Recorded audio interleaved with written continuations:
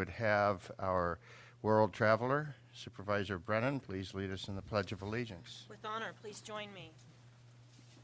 I pledge allegiance to the flag of the United States of America and to the republic for which it stands, one nation under God, indivisible, with liberty and justice for all. All right, welcome, public. And this is the time for public oral communications. The public may speak on any item not on the printed agenda. No action may be taken by the board at this time. Yeah. Good Yes, morning. ma'am. Yes, we have. I'm Stephanie Seuss, and I'm here today as program manager for the Tuolumne County Resource Conservation District. And with me is my district manager, Lindsay Mattis. We're here to tell you about an upcoming Water Professionals Forum this Thursday, May 5th, from 2 to 4 down at the Manzanita Building at the Fairgrounds. And what we're doing is it's an exchange of best management practices for water conservation installations. There will be an opportunity for some Q&A with Robert Koslivy about or including permitting issues. This is one of several upcoming events that is being funded through the Regional Water Conservation Program through the Tuolumne Stanislaus Irwin. And it's a Prop 84 drought grant program. On May 14th, we will be hosting a hands-on workshop on stormwater capture and reuse up at Mountain Sage Nursery in Groveland. It will be followed by the Wild and Scenic Film Festival, all of which those films will be on water. For more information about our upcoming programs and events, you can go to our website, tcrcd.org. That's it. Thank you. You're welcome. Oh my, it must be election time. It is. Who would have known? Je ne sais pas. Hi, my name is Debbie Batista, and I'm the County Clerk and Auditor Controller, which makes me the Register of Voters. And I just want to remind everybody, as Supervisor Rodfer pointed out, it is election time, and things are going to start speeding up.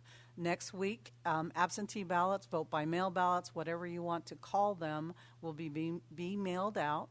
If one votes by mail and doesn't have their ballot by May 20th, please give our office a call so that we can try to track it down or reissue you a new ballot.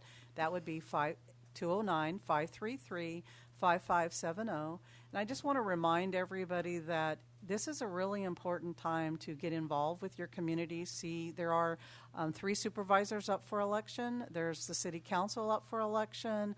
The city clerk is up for election. So even if you don't want to be involved at the national level, though this year it is very interesting, please think about voting locally, because if you don't believe that you can make a point or your vote counts, remember the city of Sonora's election 4 years ago, I think, 6 votes determined who sat on their board.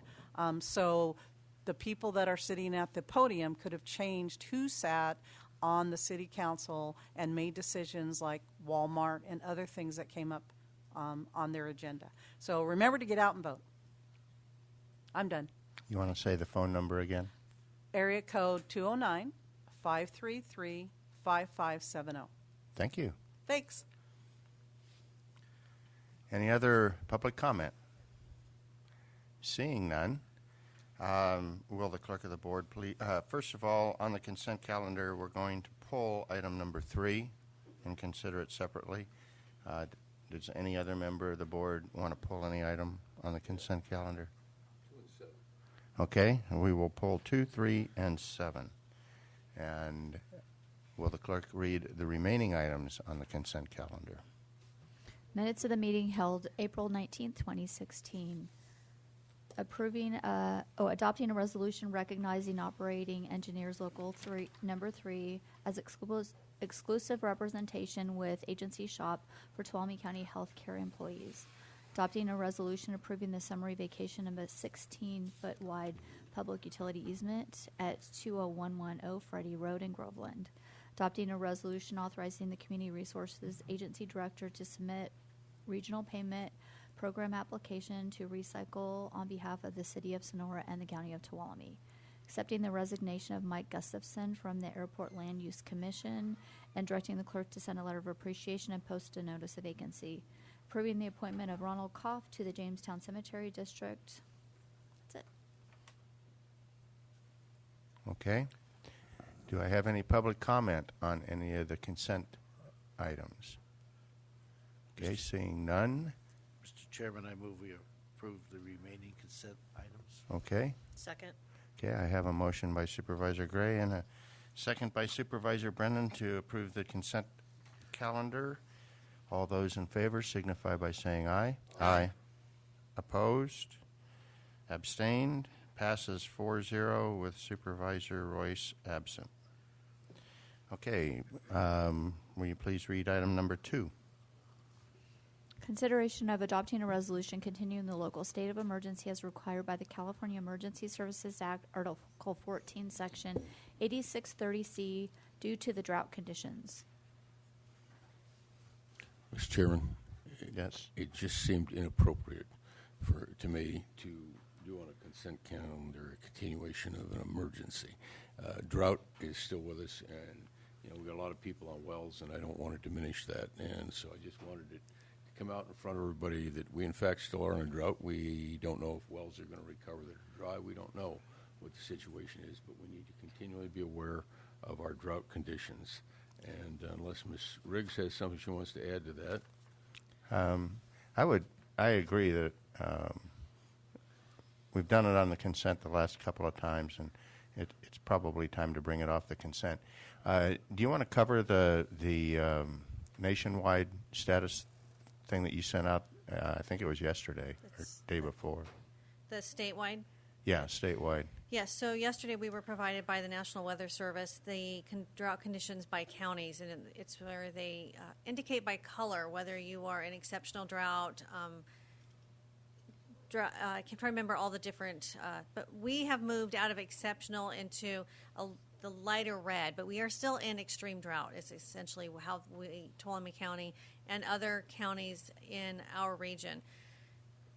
This means that while our surface water agencies that provide public water, they're all doing well, but our groundwater, we just don't know the condition of our groundwater. And we are still having wells that are being reported as going dry. So we are still telling individuals, everyone should be conserving, especially those who are reliant totally upon wells. We have 240 wells that have gone dry, affecting almost 400 homes. We also continue to work on the Jamestown water extension, mainline extension, and we will be coming back to you. We did another 30 samples. Those samples are just coming in, the results from those samples that they took, and it shows further issues that extend beyond what we had already looked at. So we continue to work on this. There are still issues that are taking place, especially with our groundwater, and individuals should be conserving. And I would remind the public that the color of red that we now are, although better than we've been, is about one shade darker than when we declared the state of emergency going in on the front side. So we aren't out of the woods yet. And I think it bears repeating, and so we'll just emphasize it one more time, that the surface water situation this year is improved, but the well situation, we just don't know where we're at with our fractured rock system. Okay. Any public comment? Seeing none, bring it back With to the that, board. I'll move approval of item 2 and continuation of the drought. Second. A motion by Supervisor Hanvelt, a second by Supervisor Brennan. This is consent calendar item number 2, re-upping the state of emergency for drought. All those in favor signify by saying aye. Aye. Opposed? Abstained? Passes 5-0. Will you please read item number 3? Consideration of approving grant deed and easement grant deeds for sewer, water, and access from the County of Tuolumne to Tuolumne Utilities District within the Justice Center property at 19050 Old Wards Ferry Road, authorizing the chair to sign. Morning, Mr. Chair, Staff members of report. the board. This item before you, we're asking for your consideration of approving a grant deed conveying a parcel of land containing a sewer lift station and transfer of water and, easements for deeds of water, sewer, and access purposes from the County of Tuolumne to Tuolumne Utilities District within the Justice Center property. So on May 24th, 2011, the county entered into an agreement with Tuolumne Utilities District for the construction and transfer of a sewer lift station, and also to create easements necessary to provide service to that facility. In compliance with the agreement, deeds were prepared. A grant deed from the county to 2UD will convey a 9/100 of an acre parcel of land containing the sewer lift station, and 3 grants of easements, one for water, one for sewer, and one for access to serve the lift station parcel. Upon approval of the deeds by this board and signature by the chair, the deeds will then be accepted and recorded by TUD. We do recommend that the board approve the grant deed to convey a parcel of land containing the sewer lift station and easement deeds for water, sewer, and access purposes from the County of Tuolumne to Tuolumne Utility District, and authorize the chair to sign. Any questions from the board? Public comment? Mr. Chair, just to clarify, Yeah. the agenda had shown it as taking this action via resolution. It just requires a minute order action of the board. Okay. Thanks. Okay, any public comment? Bring it back to the board. Move for approval. Okay. Motion by Supervisor Handelt, second by Supervisor Royce. All those in favor signify by saying aye. Aye. Opposed? Abstained? Passes unanimously 5-0. Please read item 7. Consideration of approving correspondence to support to augment the state fiscal year 2016-17 budget by $19.7 million to protect and serve children and victims of commercial sexual exploitation, authorizing the chair to sign. Supervisor Handelt. Yeah, this again is something I just didn't think belonged on the consent calendar. This is a very serious item. It is rampant in California. Sex trafficking of children and slave trafficking of children, by the way, are rampant. RCRC, through its financial arms, has made a major donation working with other state agencies to provide an education program primarily for rural counties in this area. In fact, it's starting this year, and while we're not one of the top 5 in the list because of our statistics don't fit the top 5, that's the good news. The bad news, it's still alive here. Alive, well, and scary, frightening, and everybody sticks their head in the sand and wishes it wasn't there. It's an awareness issue to me, and we will be on the list for training within the next 2 years following. So I just didn't think I wanted this to go without some public attention. We have a serious problem, and if Corey wants to add some to that, Thank you. Corey Ashton with the Human Services Agency. I appreciate your pulling the item and making awareness. Tuolumne County is not along that 99 highway corridor, so we are fortunate that we don't have the pockets and the frequency of times when children are exploited locally. The problems is that children in foster care and runaway are a high risk. So this funding is going to allow us to build a task force. We have already moved in, started that motion, develop protocols, and really start targeting working with those youth who have severe trauma and risks around them. So thank you very much. Okay, can I have any public comment?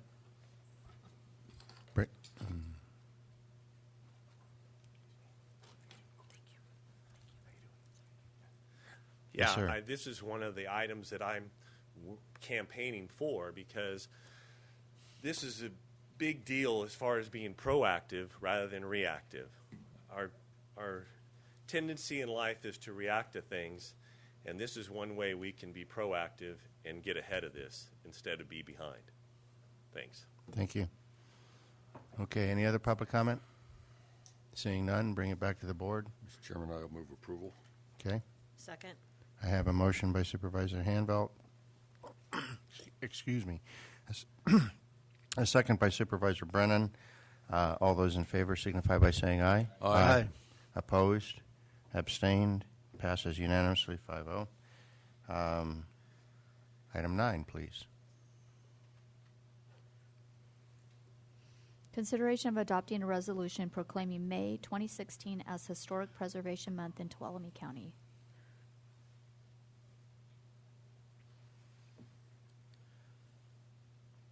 Welcome. Thank you, Mr. Chair.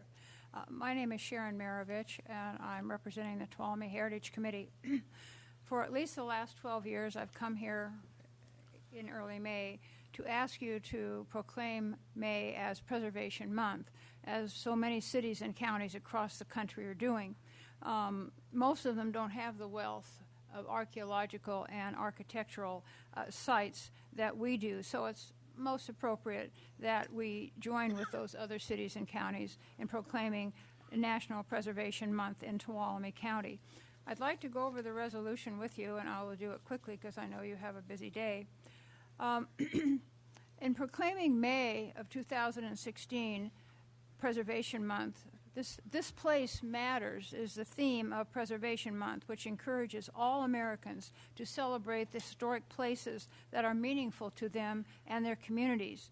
Also, Tuolumne County's rich archaeological and architectural heritage makes it a place that matters. In fact, things even matter. My earrings are made from $1 tokens that were used by Pickering Lumber Company employees at their company store. So you can even take old things and make them into something that's attractive. Tuolumne County has taken numerous initiatives over the years to protect its heritage, including establishing an Historic Preservation Review Commission, adopting the Mills Act, adding a cultural resources element to its general plan, approving surveys of the historic communities of Soulsbyville, Chinese Camp, Tuolumne, Jamestown, Big Oak Flat, and Groveland, and building and equipping a state-of-the-art archive facility. Also, whereas Tuolumne County's outstanding stewardship of its treasure trove of historic resources has earned it 3 Governor's Awards and a Preserve America designation. Whereas Tuolumne County's leaders recognize that our abundance of heritage resources is an important part of a thriving economy, community pride and identity, and sustainability.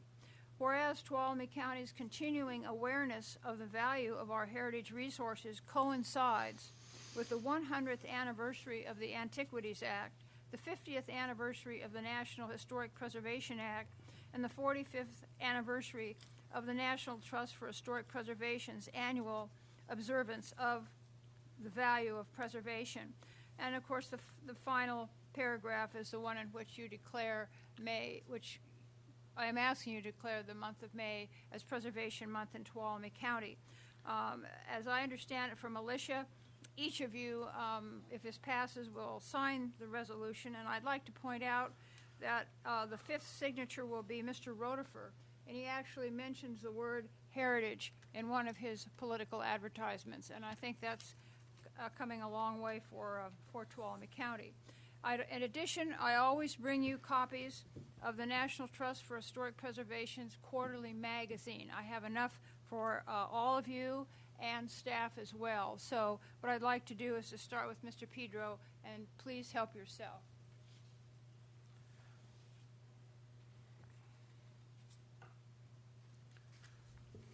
And that concludes my presentation. Thank you very much. Do I have any public comment?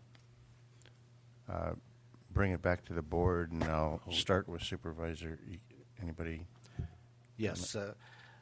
First of all, Sharon, thank you for all you do to help preserve Tuolumne County. You know, as a 4th generation Tuolumne County native, the heritage of our county is really important to me and obviously to the board and past boards. So keep up the good work, and we're going to make everybody proud of Tuolumne County. Thank you. Thank you, Supervisor Gray. That's an important statement coming from a native son such as yourself and one with such deep roots south of the river.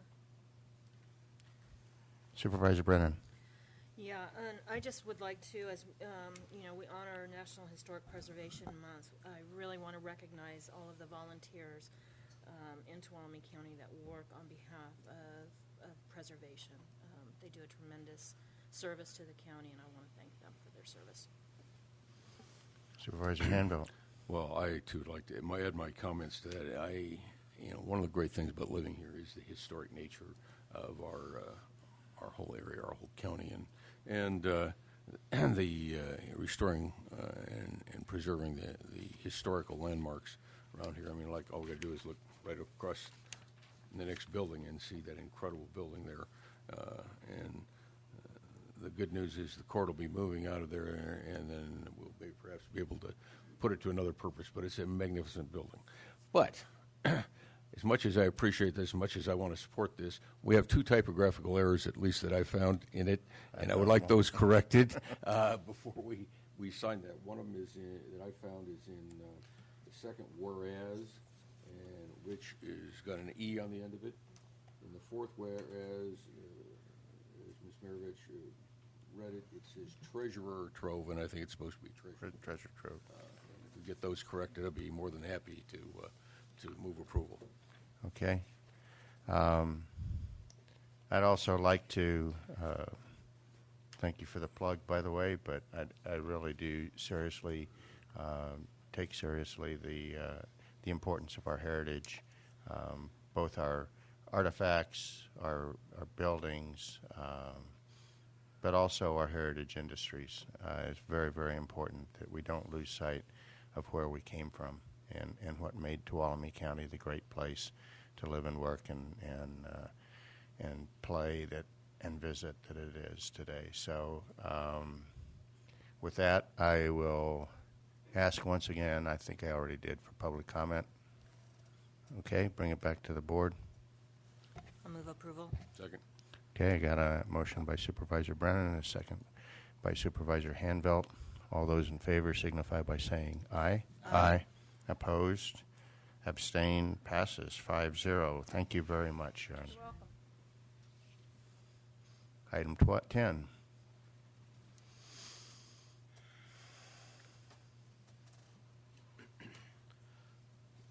Consideration of adopting a resolution proclaiming May 15th through May 21st as Peace Officer Memorial Week and May 15th, 2016 as Peace Officer Memorial Day in Tuolumne County.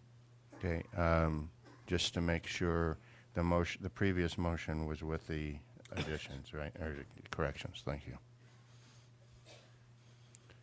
Sheriff Mealy. Mr. Chairman, members of the board, Sheriff Jim Mealy. Law enforcement plays an important role in our society and our communities. As such, it is a brave and dangerous career that sometimes ends with the loss of life of brave men and women who gave their lives to save others. In 1962, President Kennedy proclaimed May 15th as National Peace Officer Memorial Day, and the calendar week in which May 15th falls as National Peace Officer Week. Established by a joint resolution of Congress in 1962, National Police Week pays special recognition to those law enforcement officers who have lost their lives in the line of duty for the safety and protection of others.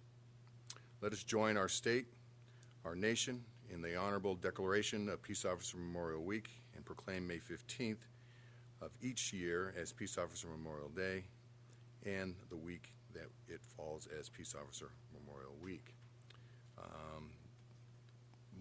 Yesterday, was California's Peace Officer Memorial Day, in which 5 names were read on those rolls for the deaths which occurred in 2015. As a nation, there were 128 in-line deaths. Auto-related deaths this year, have decreased by 13%. Line of deaths have decreased by 11%. However, gunfire deaths this year has increased by 129%. So, as by just those statistics, we do have a lot of work to move forward on, but I do stand before you today asking to pass this resolution. Thank you. Okay. I'll take public comment first. Any member of the public? Started on that end before. I know everybody probably has something to say. Supervisor Hanvelt? By the way, thank you, Sheriff Mealy, for bringing this up. It's an honor to support this. I get alarmed when I hear the statistics. I get alarmed every time I hear in the newspaper another officer's been hurt. let alone killed in line of duty. These guys face danger every day, and we take them for granted. A couple years ago, an officer in Modesto was just serving a notice with a citizen, and they were both shot. A simple little notice. Just, I think last night or the night before, an officer up in El Dorado County, CHP officer, was severely injured. And so these guys are out there every day putting their life on the line for us, and I don't think we say thank you enough. So in addition to the Officer Memorial, I'd like to thank all the officers in our Sheriff's Department and our local CHP and the Sonora police officers for what they do along with us. I think it's just too important, the job, and I don't think they're recognized enough for the kinds of things they do. I mean, we know what happened here, was it a year ago last November out on the street. That's frightening. And one of those officers continued to pursue his job in spite of the fact that he had been hit in a gunfight. We got dedicated people, folks. They do a great job. Can't say enough about them, so thank you, sir. So I want to echo those comments, and I am really distressed when I hear news media reports about incidences with law enforcement, and those reports so often just ignore the perspective of how law enforcement is there to serve and protect the public. They do a tremendous service to our community, and we'll look forward to the celebration on May 17th. And again, just we need to find every opportunity we can to thank our officers for the service that they give to our community. Supervisor Gray? Yes, we, as Supervisor Hanvelt has said, we don't sometimes really show our appreciation enough. I think from the public side, I think the Sheriff Department knows, and the Sheriff knows from board perspective, that we support the department. But I take almost every day, I read the activity log for the Sheriff, however many pages it is, and when you read all the things that happen in a 24-hour period, and you know that those deputies are out there with very little backup, they're doing the job of protecting us. So they got to be commended, and you just really can't say enough about the job they do. So thank them for me, Sheriff. Okay. I also want to thank you for bringing this to us. I don't very often disagree with the sheriff. It's not a healthy thing to do. But he has a gun, I know. You said that law enforcement provides an important role in our community. I think it's a vital role in our community. We couldn't do without law enforcement. We've got some of the most professional law enforcement officers in this county. We're blessed to have them. I would be remiss if I didn't recognize the value that the families and the support that they provide to those officers. Think about watching your husband or wife or mother or father going out the door and not knowing what's going to happen to them that day. That is a daily occurrence for the family. So when we honor the law enforcement officers, we also need to remember to honor the families that provide that support, because they couldn't do their job without them. And with that, I'm looking for a hearty motion. I'll move in favor. Okay. Supervisor Hanvelt moved heartily, I'm sure. Absolutely. And Supervisor Royce equally heartily seconded. Any more public comment? Okay. All those in favor signify by saying aye. Aye. Heartily aye. Heartily aye. Opposed and abstained? Unanimous. Thank you. Thank you, Sheriff. Item 11. Consideration of adopting a resolution proclaiming May 2016 as Mental Health Awareness Month. That's a tough act to follow. Good morning, Chairman, members of the board. I'm Christy Conforti, and I'm the Mental Health Services Act Coordinator for Tuolumne County Behavioral Health Department. Today I'm here to ask you to grant our request to proclaim the month of May 2016 as Mental Health Awareness Month. Organizations, agencies, and individuals across the nation dedicate this month of May to increasing awareness of mental health issues and educating the community in hopes to reduce stigma associated with mental illness. This year's theme is Life with Mental Illness, and we are encouraging everyone to share their personal story about living with a mental health challenge. We are joined today by someone who would like to share his story. Thank you. My name is Scott Garrison. I came to Tuolumne County in 1971 to teach elementary school. I was forced to resign my teaching position in 1992 because of a deep depression, and I was unemployed. I have been unemployed and unemployable since 1992. I lost the house, I lost my house, I lost everything, moved into my car in May of 1998. I lived in my car on food stamps from 1998 to 2003. When my mother undertook my basic support, and I continued living in my car until 2008. In 2008, my mother gave me some more money to live, and I lived in motels until 2011.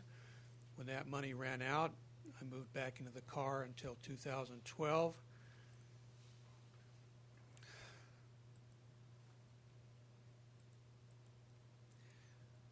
When I moved in and out of, I moved into NAMI housing, National Alliance for Mental Illness, and I moved into another apartment in 2013, and I'm currently well housed. I am currently on I serve on the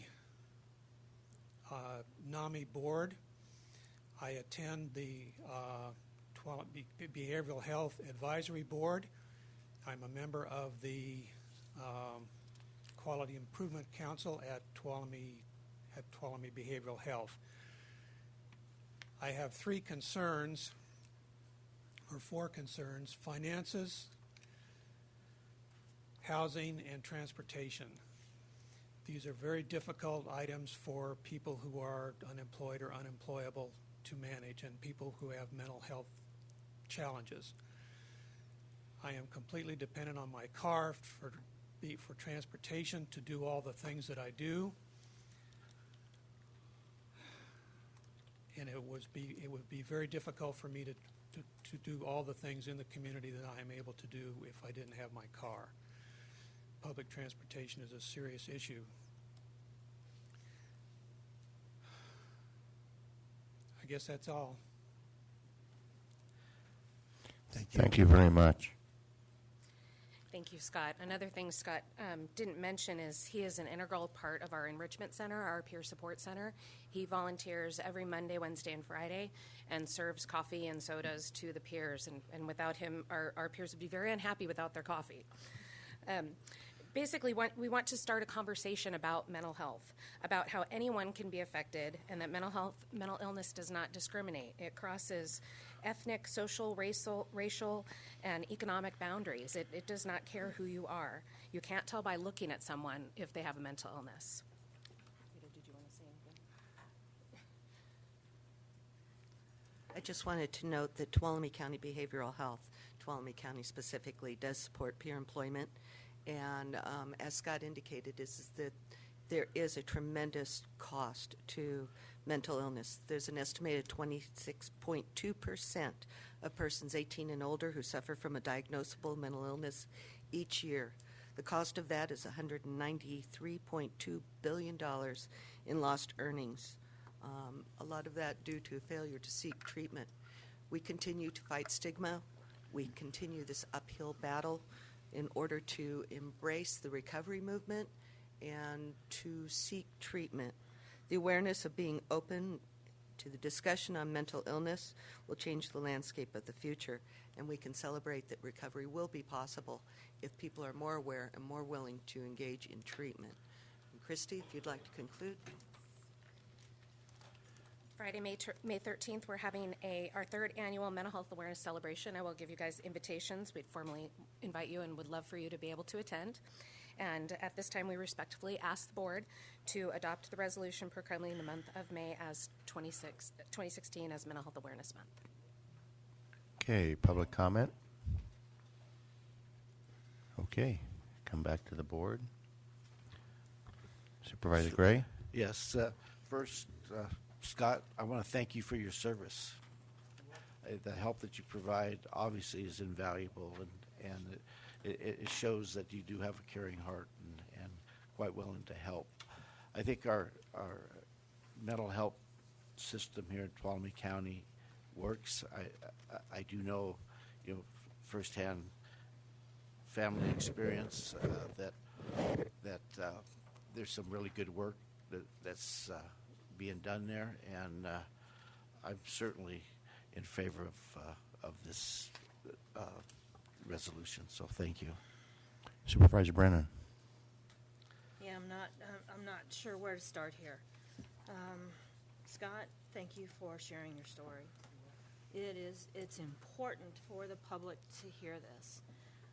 The statistics are staggering on the pervasiveness of this disease in our population. And again, we need to thank, we have a volunteer force that works at the Enrichment Center. We have a number of individuals that are really working on this issue, but we have a ways to go. And having this conversation is just a starting place. And so when it is time, I heartily would support this recommendation. I'm loving my heartilies. Supervisor Hanfeld. Yeah, I want to say thank you too, and to you, Scott. It's brave to come up here and do what you did, and I know it was emotional. Mental health issues like this touch everybody. If you don't know somebody that has experienced mental health, you must be asleep, because it's everywhere. Pervasive, and it's important we recognize it and not just shove it under the rug, if you will, and hide it, not talk about it.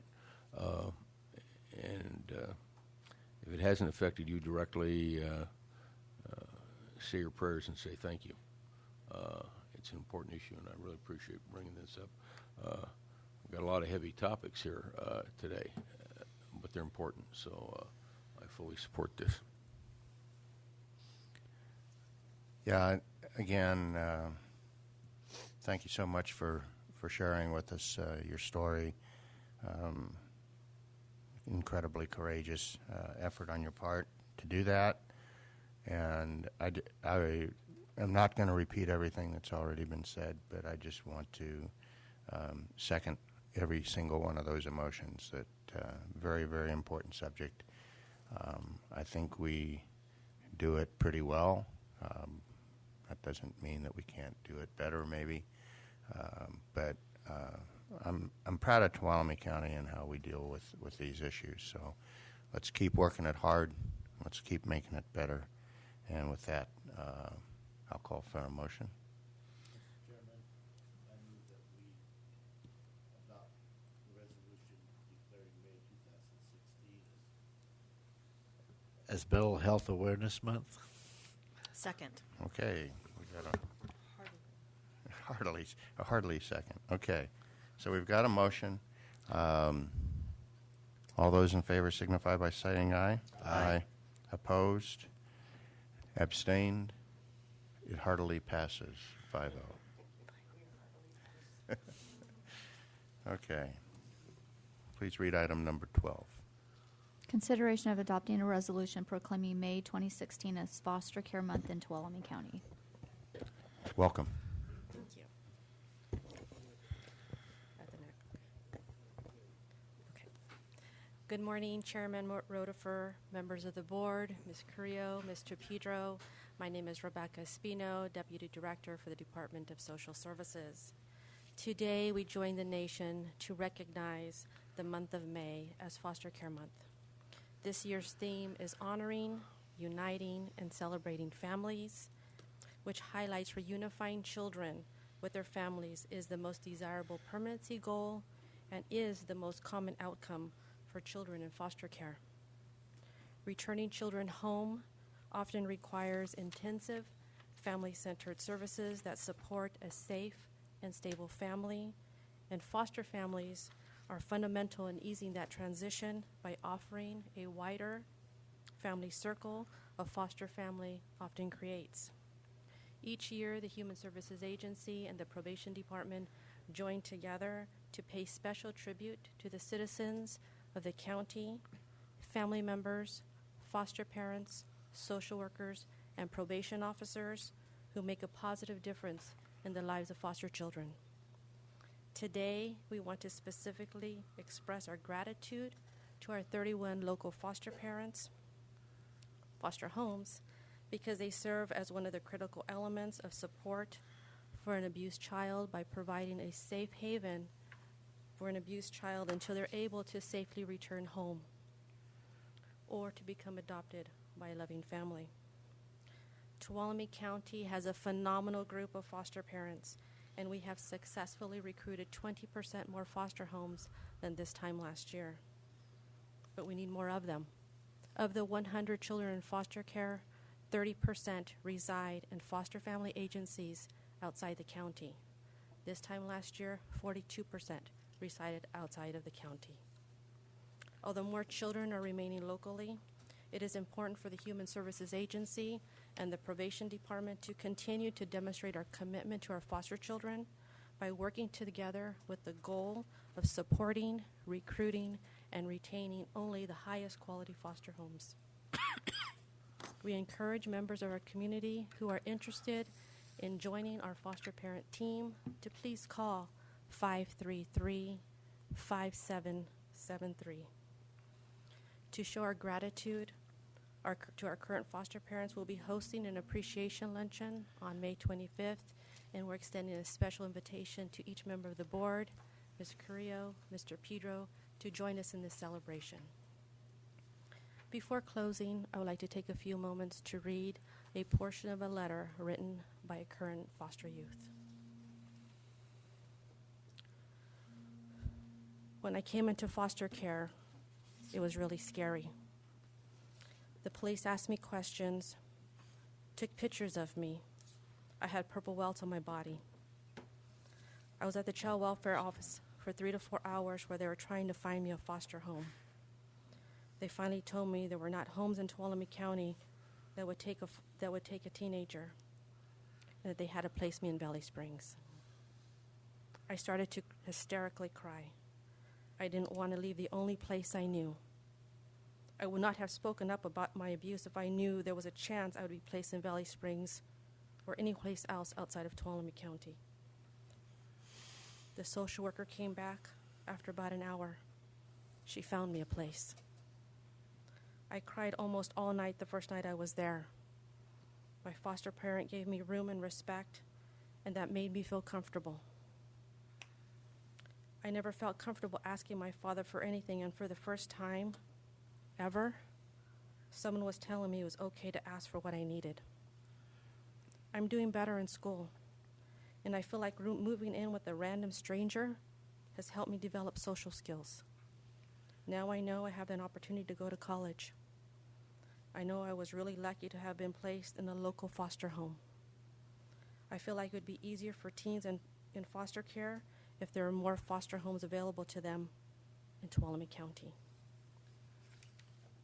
In closing, by proclaiming May as Foster Care Month, we will honor all the individuals who make a difference not only in the life of this foster youth, but who will make a difference in the lives of all Tuolumne County foster children. Thank you. Okay, thank you very much. Would you like to repeat the phone number in case somebody didn't get it the first time? 533-5773, area code 209. Okay, thank you very much. Public comment? Bring it back to the board. Supervisor Brennan. So for the third time in a row, I am going to thank those foster families that are stepping up and taking on this challenge. We have had some very, very gut-wrenching subjects this morning, and this issue is right. It's center and forefront. I'll look forward to attending in person to thank them on May 25th. And I want to thank everybody in your department. Again, we have an amazing workforce in Tuolumne County that has compassion and is trying to do the best that we can for these children. And I would just encourage anyone that is even remotely interested to reach out, call, and see if it's a fit for their family. That's pretty hard to follow, so she's said everything that I would like to say, but I think most importantly, we see an improvement. We see more families reaching out, and I think that's really a good thing. So being here today gives us a place where we can reach out some more. So thank you. Supervisor Hanville. Yeah, once again, thank you. What a lot of heavy topics we have today. I identify with this issue. My mother-in-law, her entire life until she was no longer capable, did foster care, and so near and dear. These kids who are put into foster care are the same kids that otherwise would be vulnerable to sex trafficking, which we talked about earlier. This, again, is an awareness issue. It's really important. Thank you for bringing it up. Fully support it. Yeah, this seems to be heavy topic day. Fully support this resolution, but I also want to make a general statement about how important all of these issues that we have been dealing with are to this county, and why it just goes to show that county government is the government of last resort for a whole lot of people, and how important your county government is, and how I believe really good people we have working in our county government doing some really, really difficult things. And foster care is one of them. It's one of the most important that we do. There is no resource more critical and valuable than our youth. And again, I just want to echo everybody's thanks for all the good work that you do, and for all the foster families that provide that very necessary, vital support to our youth. Bring it back to the board, Supervisor Brennan. Yeah, so with just tremendous thank you and respect for everyone that is involved in the foster care system, I would move that we proclaim May 2016 as Foster Care Month. Second. Okay, got a motion by Supervisor Brennan, a second by Supervisor Hanvelt, proclaiming May 2016 as Foster Care Month in Tuolumne County. All those in favor signify by saying aye. Aye. Opposed? Abstained? Passes unanimously. Thank you very much. And now to a brighter subject. Number 13. This is a presentation of County Service Award to Ruth Caldwell for the Tuolumne County Public Health Department. Yes, I would like to thank whoever did the agenda for giving us a little bit of lightness before we get to tree mortality. Good morning, Chairman Rotifer and members of the board. Ann Connolly, Human Services Agency Director. It is my privilege and honor to recognize Ruth Caldwell on her 25 years as a public health nurse within the Human Services Agency. This makes her the second longest tenured employee in public health. Ruth began her career as a relief public health nurse in 1990, becoming a permanent public health nurse in 1991, and then in 1993 becoming a public health nurse 3. Ruth has dedicated the last 25 years to improving the health and well-being of adults, children, and families in Tuolumne County. During her tenure in public health, she's been assigned many duties. Early in her career, Ruth was a case manager for high-risk infant program, working with moms and babies during home visits to improve health outcomes. Ruth is considered a subject matter expert in her current program assignments, including California Children's Services, Child Health and Disability Program, Foster Care Liaison, and lead case management and prevention. Ruth has consistently performed her duties and responsibilities these past 25 years with integrity, professionalism, and compassion. There could not be a stronger advocate for clients and families than Ruth, and there is no program or cause too small for Ruth to champion. If Ruth feels it's the right thing to do for the client, she works diligently to make sure it happens using her amazing powers of persuasion. This is particularly true in the California Children's Services program. To Ruth, if the state denies a county request, this is just the first step in the approval process. She persistently advocates for the child and whatever is in the child's best needs. Ruth is well respected by her coworkers, as you can see today in the audience, and the local community. She has represented not only Tuolumne County, but the global rural county perspective at regional stakeholder meetings. Ruth is known for her wonderful, dry sense of humor, but she is all business when it comes to performing her job. She has demonstrated the ultimate in dedication and commitment to the goals of providing community health education and services to clients who need us most. Please join me and the Human Services Agency staff in recognizing and thanking Ruth Caldwell for her 25 years of county service. Thank you. Thank you.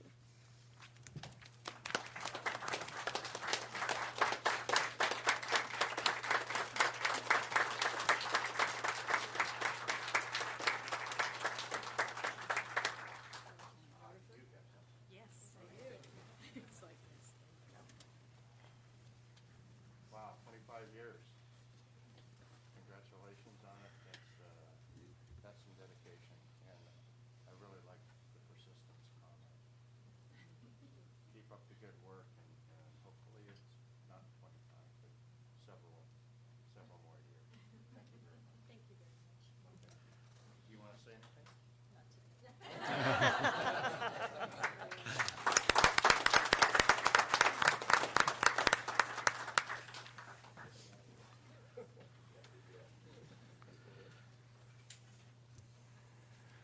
Okay, item 14, please. Consideration of adopting a resolution continuing the local state of emergency as required by the California Emergency Services Act 14, Section 8630C due to tree mortality, pervasive tree mortality. Okay. Welcome back. Thank you. Good morning, Tracy Riggs, County Administrator's Office. It's kind of a hard act to follow, coming behind those last few items, and now we're going back to state of emergencies. The item before you today is one you've seen over the last few months, and it is to ask you to consider renewing the local state of emergency due to tree mortality. Since the last time we came before you asking you to review this item, a lot has taken place. All of the community forums have taken place. They were well received. We had as many as in the Twain Hart. There was over 240 people. There was standing room only. A lot of questions. The panel members were incredible. Everyone stayed as late as was needed to stay with each one of those community members to ensure that their questions were answered. And then a lot of follow-up has taken place since that time as well. We do expect that in another few months we may need to do more of these. And the panelists discussed even maybe we do something like maybe fairground, something large. We'll see how, as we work with each of you, what we'd like to do, but something maybe that doesn't take place after work, but maybe during the mornings, maybe on a Saturday. So those are just some of the comments we've had from some members that were not able to attend, saying that right after work is difficult. So we'll work with that as we move forward. So we've also, as you know, we have a Leisure Pines project that we are partnering with CAL FIRE, Caltrans, and PG&E. So far, we have had our foresters and PG&E's foresters have gone out and marked those trees. As I mentioned before, PG&E has about 70 more trees they need to drop, and there are about 60 additional trees that our foresters were recommending be felled due to tree mortality. Once that takes place and those trees all of those have been felled, then we will have an LTO come in and they will begin logging. And I hate to use the word logging because most of those pieces are not something that you would consider as logs. A lot of them have been dropped in 3, 4, and 6 foot sections due to the nature of where those trees were located so closely to homes. Excuse me. Could you explain what an LTO is for the public? Thank you. I'm sorry. I get into these acronyms and it's terrible. So a licensed timber operator. With that being said, on April 25th, our project coordinator, Mike Albrecht, did do a walkthrough with the individuals who have responded to our request for qualifications. From the discussion I've had with Mike, all of them realized that this was much different than what they anticipated was going to be needed. And I think that this will be very similar to what we will find in other areas, such as, say, Ponderosa Hills and Miwok Village areas. So it's just different. The type of equipment needed will be different as well. The right of entry permit forms were sent out. We've had a very good response to those right of entry permits. And for anyone who is listening or watching this, if you receive a right of entry permit from us or from the Fire Safe Councils or PG&E or Caltrans, we are encouraging individuals to sign this. This is allowing access to residents' property, and this work is taking place at no cost to the resident. But really, we have to have these signed in order for us to access their property. Not their homes. The next thing that has been taking place is working with CAL FIRE and Cal OES. All of the counties have been collaborating together, coordinating, and gathering information for a federal proclamation. The governor's office is planning to submit a proclamation request to FEMA, but before they do that, we have to make sure that we're all looking at a uniform method and way in which we're collecting our data. And it was very different. The way that we did ours is actually the way that the state is asking all the counties to do it, which is great. Duke York did an amazing job, him and his staff, in gathering that information.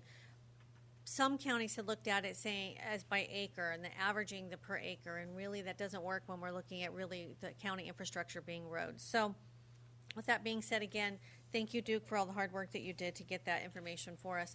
They're expecting that will probably, that application or request from the governor's office should come out within the next month if we are able to finalize all the rest of the information. The last part they were asking for is pictures. Any pictures of damage has been created or as a result of tree mortality, and that is related to drought or bug kill. So if anyone has those, feel free to send them over to, you can get our address on the website for the Tuolumne County and go to OES, and it's under public safety, and you'll see there where you can get our addresses and send it, or they can call our office at the 533-5511. And then finally, you also have the sort yard open. That opened yesterday. The sort yard is adjacent to Chinese Ultra Power in Chinese Camp. And that will be open to everyone who needs to dispose of wood products, logs and or bucked up wood size. Not slash. Slash will need to go to waste. We will have some CAL FIRE groups. Sorry, I see John. Mr. Chairman, question. Can you describe the size of, people have asked me what is considered slash.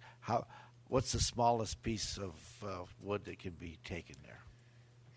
Actually, I don't really have that. Slash for so far has been considered anything that is branches and has leaves and or pine needles attached to it. But okay. I will get a better defined what that means for. 6 inches or smaller? Inches. I'm hearing it as less than 6 inches. So if anyone has anything less than 6 inches, that would be chipped and by the homeowner and or CAL FIRE when we come through and do the cleanup. All right, thank you. Yeah, sorry about that. And then we do have the next Governor's Task Force on May 9th. And again, Supervisor Hanvelt, Supervisor Brennan, myself, and our project coordinator, Mike Albrecht, have been attending for our county. And with that being said, if there's anything either Supervisor Brennan or Hanvelt would like to add, I'm happy to answer any questions. This, once again, I want to point out with Tracy and Ethan and Mike Albrecht, they're leading the state. We're the leading county in the state, and I think that's important. And the other thing I want to mention, they are going to go after the Fed. That extends our ability to deal with things. But it doesn't solve the private land problem. We're working every which way we can on the private land program. We're not giving up on that. The other thing, about 2 weeks ago, on very short notice, I met with governor's staff, Ken Pimlott, members of the Finance Committee, and we toured the area. These are the Sacramento bureaucrats, for lack of a better term, who didn't know what this looked like. They're true believers today because they've seen it up close and personal, and they recognize the magnitude of it. I mean, they weren't just overlooking it; they were right in amongst it. We were there. Plus, they did an overflight. So they're more in tune to what's going on. That's good. The other one is that last week, RCRC, or CSAC, was in the area with their film crew. They stopped in Amador County because the chairman of CSAC is in Amador County. They came here, met with Mike Albrecht and I, and went down to Mariposa County. And they will be releasing a film clip about the time of the Ledge Conference, which is about 2 weeks away. When that clip is available, I'll provide the link, and we can put it on our website. It shows up close and personal, the kinds of things, and they show how it threatens private residences. And this is a big deal. It's not going away. I want to keep reminding people of that because it lasted for 12 years in Colorado. I keep saying that. People have heard it. Maybe they get tired of hearing it, but it's important to realize that this isn't going away, and there is no reason to believe that this will slow down. When summer comes and the beetles pick up their activity, it will increase. All the area around those dead trees, the green trees, will be very susceptible to additional bark beetle. So we're on it. I wish I could say there was an end. I wish I could say that we were going to be able to solve this problem, but we're doing good as far as we're going, and I think it's just important. I'm glad we're talking about it. Supervisor Brennan. Yeah, so I had the opportunity last week when I was in Washington, D.C. to talk to a number of congressmen about this issue, and they all stressed that, when the governor's proclamation comes forward, that FEMA is by nature reactive. They react to emergencies. And so if this is couched as a proactive opportunity, it really will be set aside. And so, I have every confidence that the governor's office knows that. But even when we're talking with our congressional representatives, our congressman is front and center on this. He understands it. But when he talks to representatives from areas where, say, a Tulare County, where they may not have the percentage of public lands geographically, maybe it's something, less than 25%, it just has not really been elevated to the place where it needs to be. And so, again, our challenge, it is incumbent upon us to be reaching out to county supervisors that we know in these counties and really making sure that their entire board is reaching out and has a very cohesive effort in educating their congressional representatives, because I think there are some geographical representations in the state where that's not happening. And if we're going to get this FEMA declaration, it's going to be imperative that everyone is speaking with a very loud voice and really illustrating the issue. And I would also say that we've had Senator Feinstein's representatives at our meetings. It will be equally important for us to be reaching out to Senator Boxer and making sure that she is pushing this declaration also, remembering that we are reacting now to the emergency. Anyone else? Public comment? Seeing none, bring it back to the board. Mr. Chairman, I just want to add one thing to what Supervisor Brennan said. In Madera County, for instance, it is a single supervisorial district that has the problem. And that becomes a real problem for this man to get the rest of his board to go and understand the issue. And it's very important. So that I'd like to enthusiastically, exuberantly, whatever the term we're using today. I wish I hadn't started that. This continuation. Heartily second. Okay, we got a motion by Supervisor Hanvelt and a second by Supervisor Brennan. All those in favor signify by saying aye. Aye. Opposed? Abstained? Passes unanimously. Please read item 14A.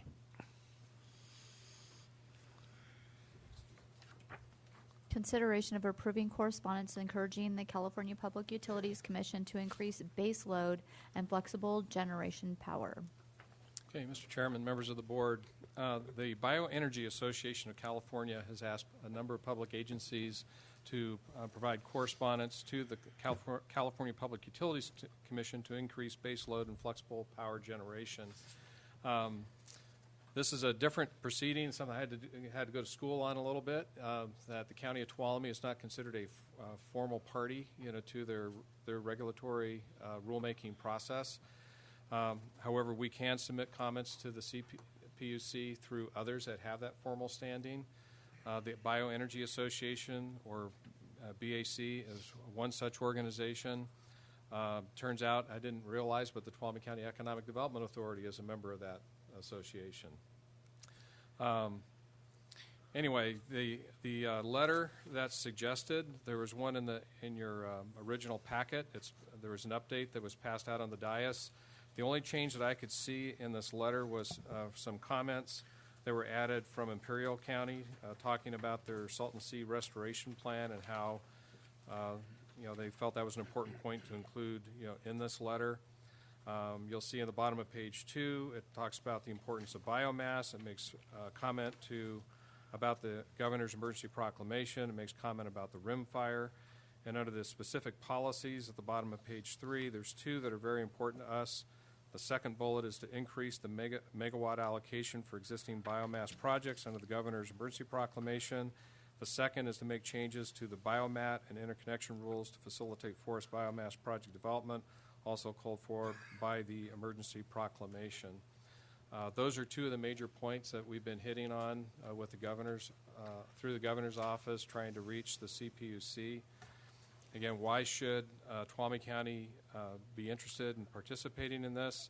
At the bottom of your memo, I make the following comments.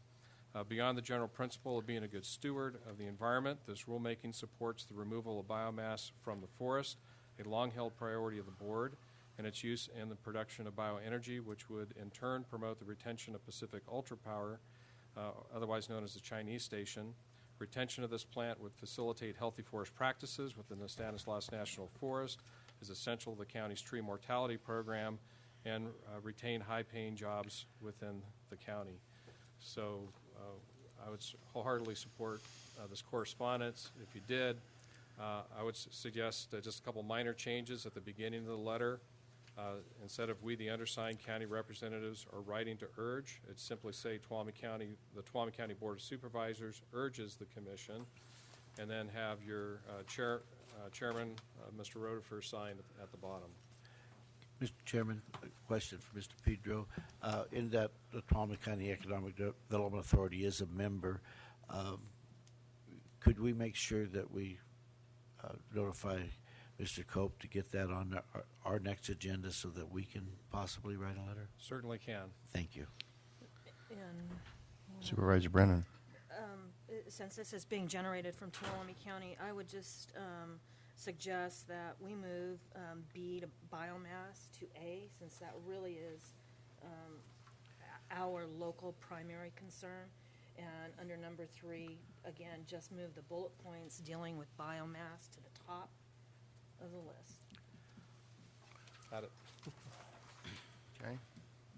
Supervisor Hanville. Okay, this came about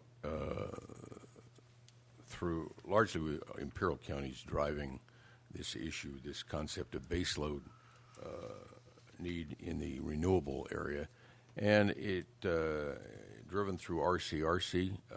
I've attended some of those meetings, and it's important. It's important because as you increase solar and wind as the primary components so far, you have to know that those components do not load follow. They don't.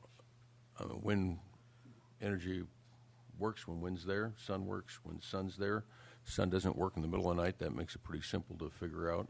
You can't store the energy. You still got to have other sources of energy to pick up the load following component, and and they exist and of course, then we need this for our tree mortality issue. So this is an important topic, and there is some urgency associated with this, with a PUC decision, so that's why it was brought to the board at this time. Okay. I think this is another case of, you can call it whatever you want, the right hand not knowing what the left hand's doing, or some stovepipes getting in the way of common sense. We need this capacity to deal with the emergencies that we've got, and we need this capacity just to deal with the normal day-to-day maintenance of our forests. And I'm having a hard time understanding why the CPUC doesn't see it that way, but that's okay. Anyway, with that said, I'll ask for public comment on it. Seeing none, bring it back to the board. Mr. Chairman? Yes. If I could just make one comment. I was able to, armed with information from Mr. Albrecht and Mr. Spurlock, the owners of Sure. The Chinese station Ultra Power, was able to have a 1-hour conversation with Wade Crowfoot. I know that our board members have been engaged, just another voice. And the thrust of it was this speaks to your issue, a little bit of concern about the CPUC, is to extend an invite to have not just other members of the governor's office and other state agencies come up, but specifically the CPUC, and get representatives from the CPUC to come to Tuolumne County, view what's going on as far as tree mortality, and come look at the infrastructure that we have, including Pacific Ultra Power, so they gain an understanding firsthand, what's going on. And so we're working to that end. It's always better when their boots are on our ground. There you go. Okay. Do I have a motion? Mr. Chairman, I'll move in favor of the letter modified as we've discussed and personalize it for Tuolumne County. Okay. Second. Okay, I got a motion by Supervisor Hanvelt, second by Supervisor Gray on the modified letter. All those in favor signify by saying aye. Aye. Opposed? Abstain? Passes unanimously. Please read item 15. Consideration of approving software and license agreement with Megabyte Systems, Inc. for functions pertaining to the property tax system. Oh my, a cast of thousands, or three. Good morning, Chairman and members of the board. Kanan Whitman, Assessor Recorder, and I also have with me Debbie Batista, Auditor Controller, and Shelley Peach, Treasurer Tax Collector. And so today's request is for a new property tax system. The current system we use is called Crest. There hasn't been a major update to Crest since the early 1990s. It's losing its current customer base, and it's difficult to find programmers who are familiar with DOS-based programming. So currently there are two companies that offer a fully integrated property tax system in California's unique property tax cycle. Those companies are Thomson Reuters and Megabyte. We have demoed and reviewed sufficient information from each company and found each one to be comparable. However, Megabyte has a longer track record in California. It services roughly half of California's counties and is about $240,000 cheaper than Thomson Reuters. In short, the upgrade will give us a more reliable system. It'll streamline our workflow. It'll allow staff to be more efficient and productive, and it'll allow departments to easily interact with one another, and it'll also allow the public to research faster and easier. So with that, we ask that you find that staff has obtained sufficient information from the only available competitors, and it is not in the county's best interest to engage in a competitive process, and approve and authorize the chair to sign the software license agreement between the County of Tuolumne and Megabyte. Okay. I'll ask for public comment. Seeing none, bring it back to the board. Just a quick question. We have the people that are in charge of all the money in the county right there in front of us. It's amazing. On the staff report, you mentioned that it's $110,000 a year annually to maintain. And what approximately are we paying right now to maintain the system that we have Any idea? Right now, I believe that's being paid out of the IT cost center, and I want to say it's in the ballpark of 40,000. Okay, so not a heck of a lot more. No. All right, thank you. Okay. Any other questions of staff? Just a comment. Mostly, I've talked to Mr. Whitman about this yesterday at the Government Affairs Council chamber meeting. This was a hot topic. They said, "Oh my goodness, $730,000," but and to the comment he just made about maybe it's costing us 40,000 a year, this will get worse very fast, Absolutely. and we'll miss opportunity. And I believe, correct me if I'm wrong, Mr. Whitman, this will cost us manpower in your organization if we don't do this. Absolutely. And so, best utilization of resources and empowering our people with the tools to step into the modern era and do the right thing will be the right thing. So I fully support this. Supervisor Brennan. Yeah, and I would just emphasize that when we had our board retreat, this surfaced as one of the top priorities for the county so that our three organizations could interact with each other. And again, we'll really end up with a cost, there will be some cost savings for our ability to do this. So I support this. Okay, so it was I won't say number one, it was tied for number one with some other enterprise systems that we wanted to bring on, and I want to thank you very much for working hard on this whole project. I just want to officially see 3 head nods that this is what you want, right? Okay. Well, with that, did I ask for public comment? Yeah, I'd like to. Those were official head nods. I just want to clarify that. I get a talk. Debbie Batista. One of the things that we're not talking about is kind of what we talked about today. This is a proactive response. As Kanan pointed out, Crest's customer base is decreasing, and there may be a point in time in the very near future that Crest kicks us all out. And then instead of doing all the due diligence and coming up with a system and being at the front of implementation, we could be at the tail end, and depending on where we are in the tax property cycle, we could be spending a lot more money by bringing in staff to try to do things more manual than we can today. So this will get us out there at the beginning, and it will get us onto a system that is in the current technology. So we want to be at the front end and not the end of the Crest customer base leaving Crest. Okay. That's my opinion. Okay. And Shelley, you're on board, right? I agree. Okay. And can I have a motion? So I want to thank staff for being proactive on this and not reactive. And I would move approval of recommendations 1 and 2. Okay. Second. Okay, I got a motion by Supervisor Brennan and a second by Supervisor Royce. All those in favor signify by saying aye. Aye. Opposed? Abstained?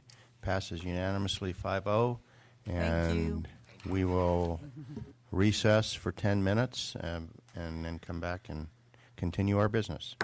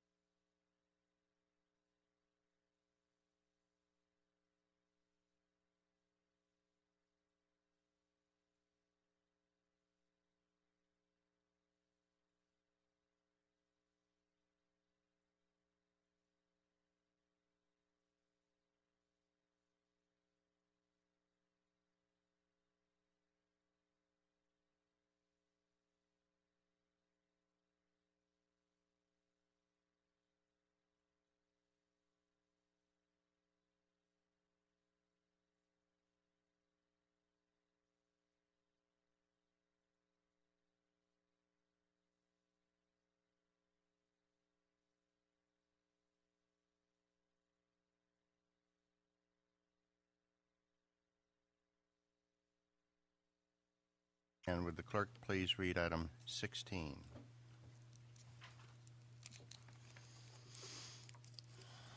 Consideration of authorizing engineering staff to prepare and administer federal funding applications for pedestrian and bicycle improvements for the Jamestown Sidewalk Project, Tuolumne Pedestrian Trails, Racetrack Road Pedestrian and Bicycle Improvement Projects, Groveland Sidewalks along SR 120 Freddie Road Project and the Columbia Pedestrian Facility under the Active Transportation Program through the Federal Highway Administration. You're up. Good morning, Chairman, members of the board. Tanya Allen, Supervising Engineer of the Community Resources Agency. Active Transportation Program was created to encourage and increase the use of active modes of transportation, such as biking and walking. A call for projects is currently in circulation and applications are due June 15th of 2016. Your board had authorized staff to prepare and administer federal funding applications under Cycle 2 of this program, which one of the projects for the rural component had a score of 75 and the cutoff was 78.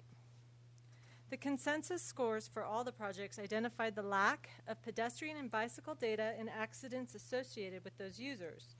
Since the county's need is to have the facility to promote users, the county lacks the accident data on the existing facility or route.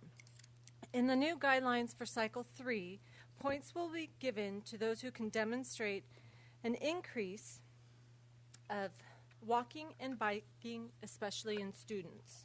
The county will again reach out to the schools and invite and propose a stronger argument for the students in need of that facility, giving us hopefully that advantage in Cycle 3. The Engineering Division is requesting authorization to submit applications that we previously had submitted to your board in 2015 for the current Cycle 3 call for projects. Those projects were Jamestown Sidewalk for $2.3 million, Tuolumne Pedestrian Trail for $1.5 million, Racetrack Road Pedestrian and Bicycle Improvement Project for $1.6 million, Groveland Sidewalks along State Route 120 and Ferretti Road Project for $3 million, and the Columbia Pedestrian Facility for $2 million, as described in the staff report. It is recommended that your board authorize the engineering to prepare and administer the federal applications for pedestrian and bike improvements for the said projects. Mr. Chairman? Yes, go ahead, Mr. Supervisor Gray. A while back, we conducted a circulation study through Caltrans for the Groveland Sidewalk project. Will that study help us possibly in the application? Yes, those studies are pertinent information that we include as part of those applications, and it's described the more community outreach using that type of process really helps influence those points or those factors in the different grading criteria. Okay, and the last question, I know this always takes a lot of time. When would we expect to hear on the success or non-success of this grant application? 3 months for November. Usually it's a few months past that circulation date and the due date, so we suspect it'll be September, October. All right, thank you. Other questions? Supervisor Handel? Couple. Is there any match on this program? There is not a required match. They are funding the local match through toll credits. However, the grading criteria, if you can show a contribution, you get rated higher in that area on the application. Thank you. And is that the only way we can get higher ratings than we got before? I mean, is there any way we can enhance these things to get higher ratings so we're more competitive? Truly, we're applying statewide for 50%, and then 10% is given to the rural areas. So the more we contribute, yes, those would help. However, the strongest area in the application is really how many people have been hit and what improvements can be done. And since we don't actually have users on the facilities, because we don't have facilities, we're trying to, catch the wagon here and be proactive at getting them to be more active and use alternative modes of transportation. However, we don't have statistical data to support behind it. So we got to go out and hit people. That doesn't make sense. It's a horrible thought, yes, and but that's just how those guidelines are written. Mr. Chairman, one more question is that when we did the circulation study, apparently Caltrans had funds available to do some of that work also. Is there a way of partnering with the state, getting some commitment from the state that they will commit and maybe move us higher up the ladder? We can definitely reach out to them. My understanding, because some of them are grading some of these, it's through a call through projects that they can't write a recommendation in that. Yeah, I do know that they are working on some sidewalk right-of-way issues in downtown Groveland. Duke is aware of that, so it seems like we've got the state trying to help us, and then we got the federal government grant we're going after. If we could get everybody together, might make it a real solid project. Just my thoughts.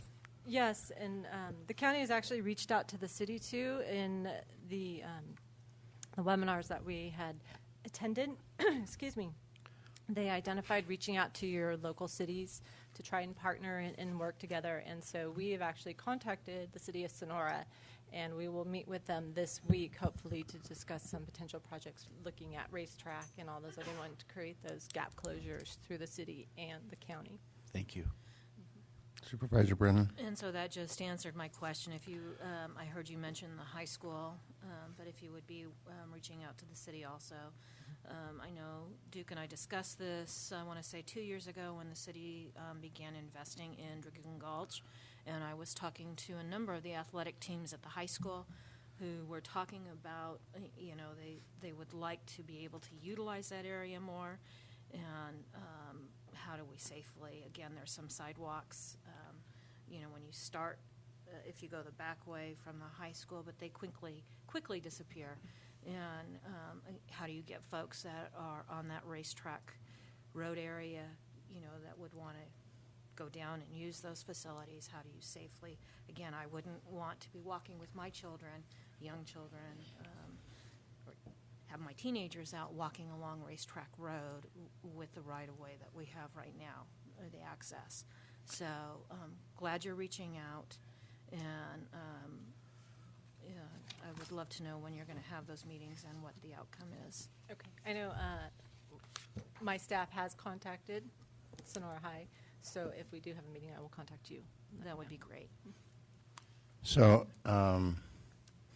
this seems like, again, the most illogical paradigm I can imagine. You've got to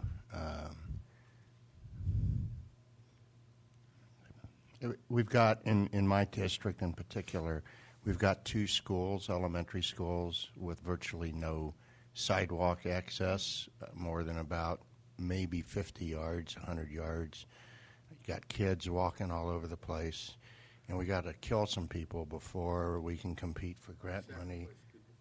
Exactly. I mean, this just doesn't make any sense at all, and I know I'm preaching to the choir with the staff and everything, but I can tell you, I drive Parrots Ferry going home every day, and the fact that we haven't killed people on that road is a modern miracle, because I've come close myself any number of times. People do use that road as pedestrians. There's no place for them to go. There's no shoulder on that road. There's a ditch on either side of it most of the way, and they do what people do. They wear dark clothing in the dark, and we're gonna hammer somebody one of these days. So I'm all for it. I would encourage staff to look for innovative ways to make our package as competitive as possible, because it's important to our citizens that we get this funding so we can make the safety improvements. That's my number one priority in terms of infrastructure in my district, is to get safe, alternative, non-vehicular, if you will, travel capability on our main thoroughfares, and especially around schools and other infrastructure where our kids are in great numbers. So I'll ask for public comment at this time. Don Matter.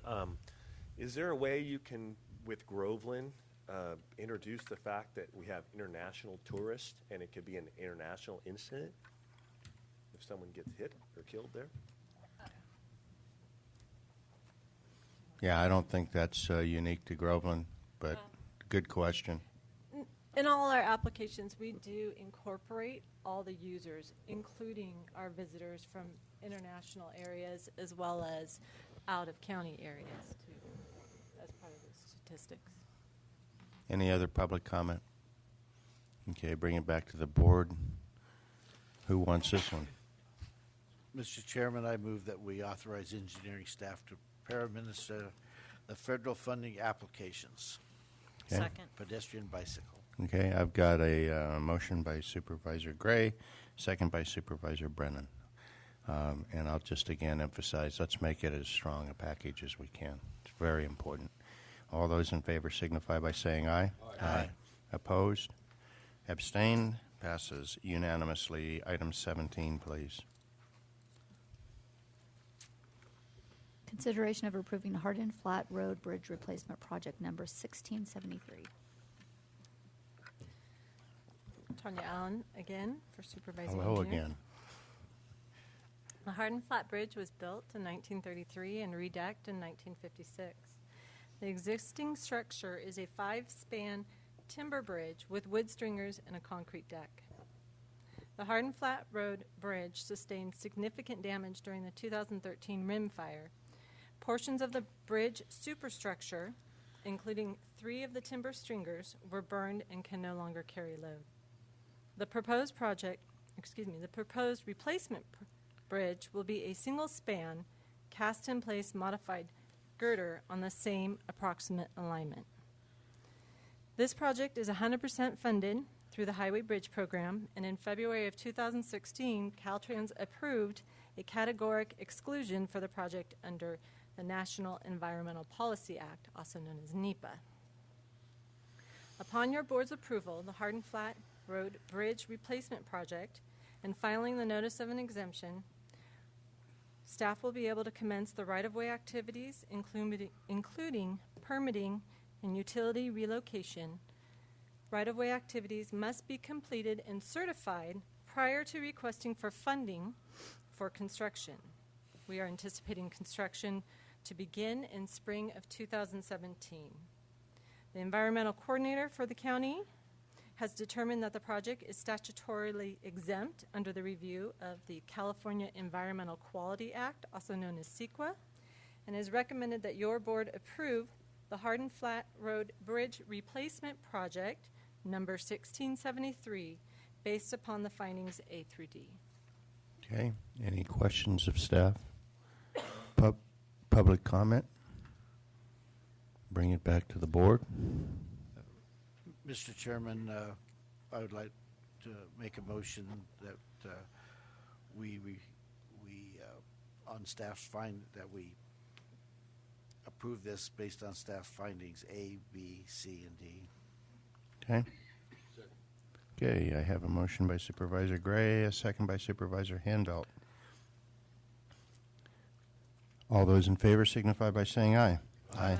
Opposed? Abstained? Passes unanimously. I did have one last question. Go ahead. When do we anticipate the work to begin on this? In the spring of 2017, that's hoping that we're working with PG&E and dealing with some line. And the amount is a little over $2 million, as I recall. I have Blossom here. Do you?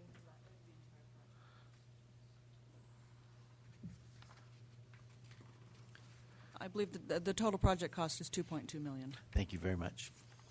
Okay, item 18.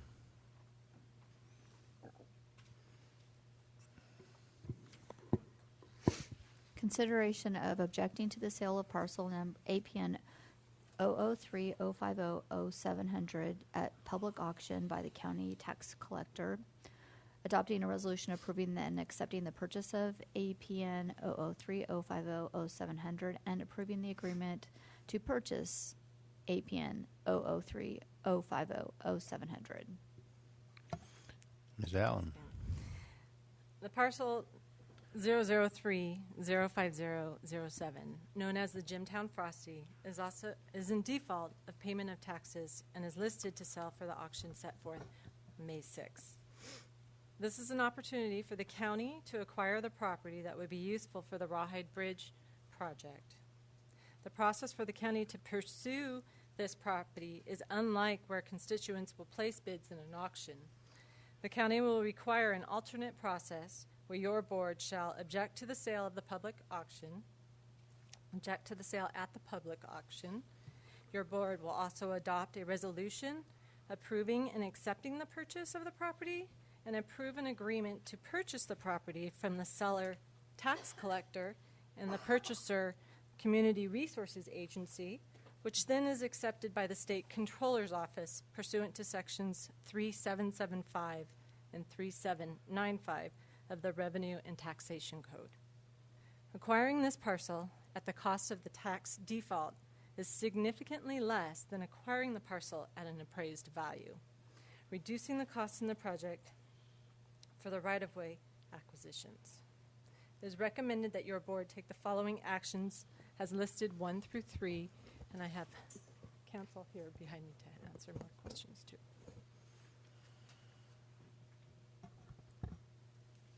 Okay. Any questions of staff? Just explain the benefit of us acquiring that property. Through the federal process, we go through and we do appraisals for the properties that we have to acquire. And in that, it's fair market value, in which we negotiate with property owners based on the appraised value. In this case, that could be significantly higher, up into above $100,000 versus this tax default that's $40,000. Thank you. And when would the, normally if we don't object to the sale, when would that sale occur? May 6th. May 6th. Okay, thank you. Okay, any other questions of staff? Public comment?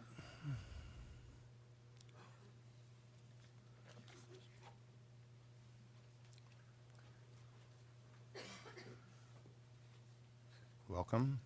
Good morning. Good morning. My name's David Scheller. I'm here to comment on regards to the acquisition of this property at the Jamestown Frosty.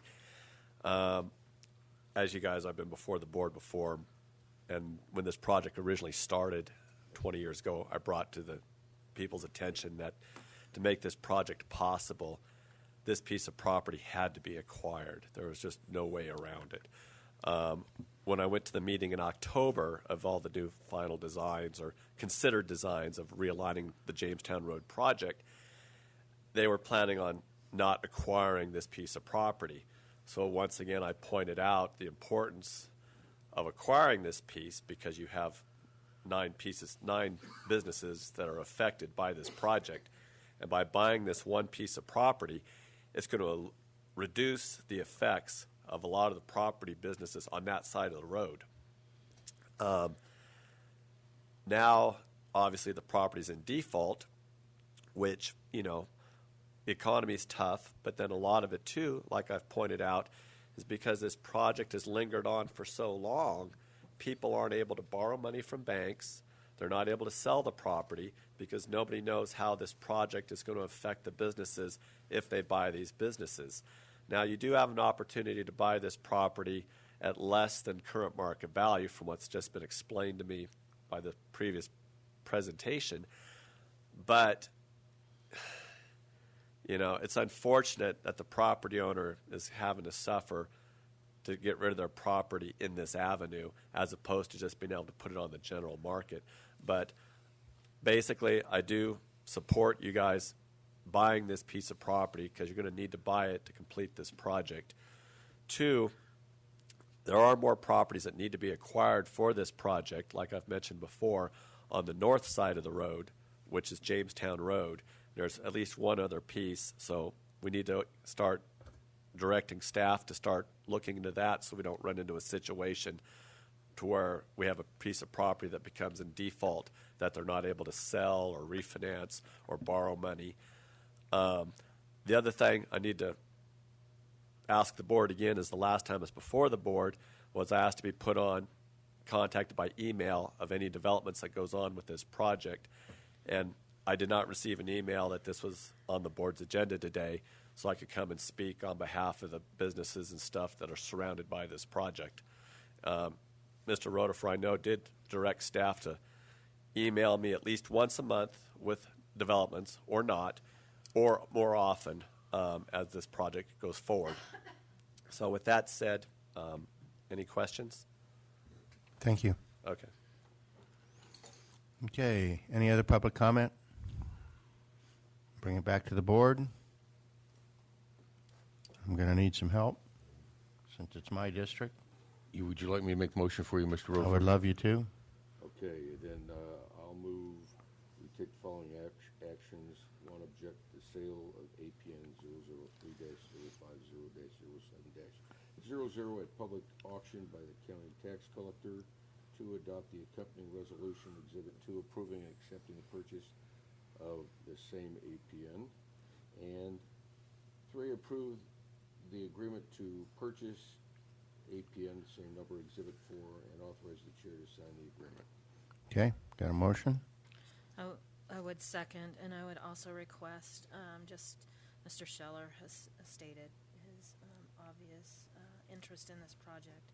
And so when there's an item that's going to be on the agenda, if you would please just email him just a notice. Thank you. Okay. Got a motion by Supervisor Handbelt, a second by Supervisor Brennan with the reiteration of some staff direction. And with that, any last comments from the board? Okay. All those in favor signify by saying aye. Aye. Aye. Opposed? Abstained? Passes 5-0. Clerk of the board, please read item 19. Consideration of approving correspondence to Governor Brown requesting that he work on the with the state legislator to take immediate action to pass transportation funding packages that does not increase taxes but instead reallocates existing state funds for maintaining and improving road systems in the state of California. Ms. Shane. Good morning, Mr. Chairman, members of the board. I'm Bev Shane, Director of Transportation for the county. On April 5th, your board reviewed a multi-year budget projection for over the next 5 years. The biggest challenge that emerged from that exercise was the road fund. Next year, we are facing a $2 million projected deficit in the road fund, and we are trying diligently to be able to cover those costs.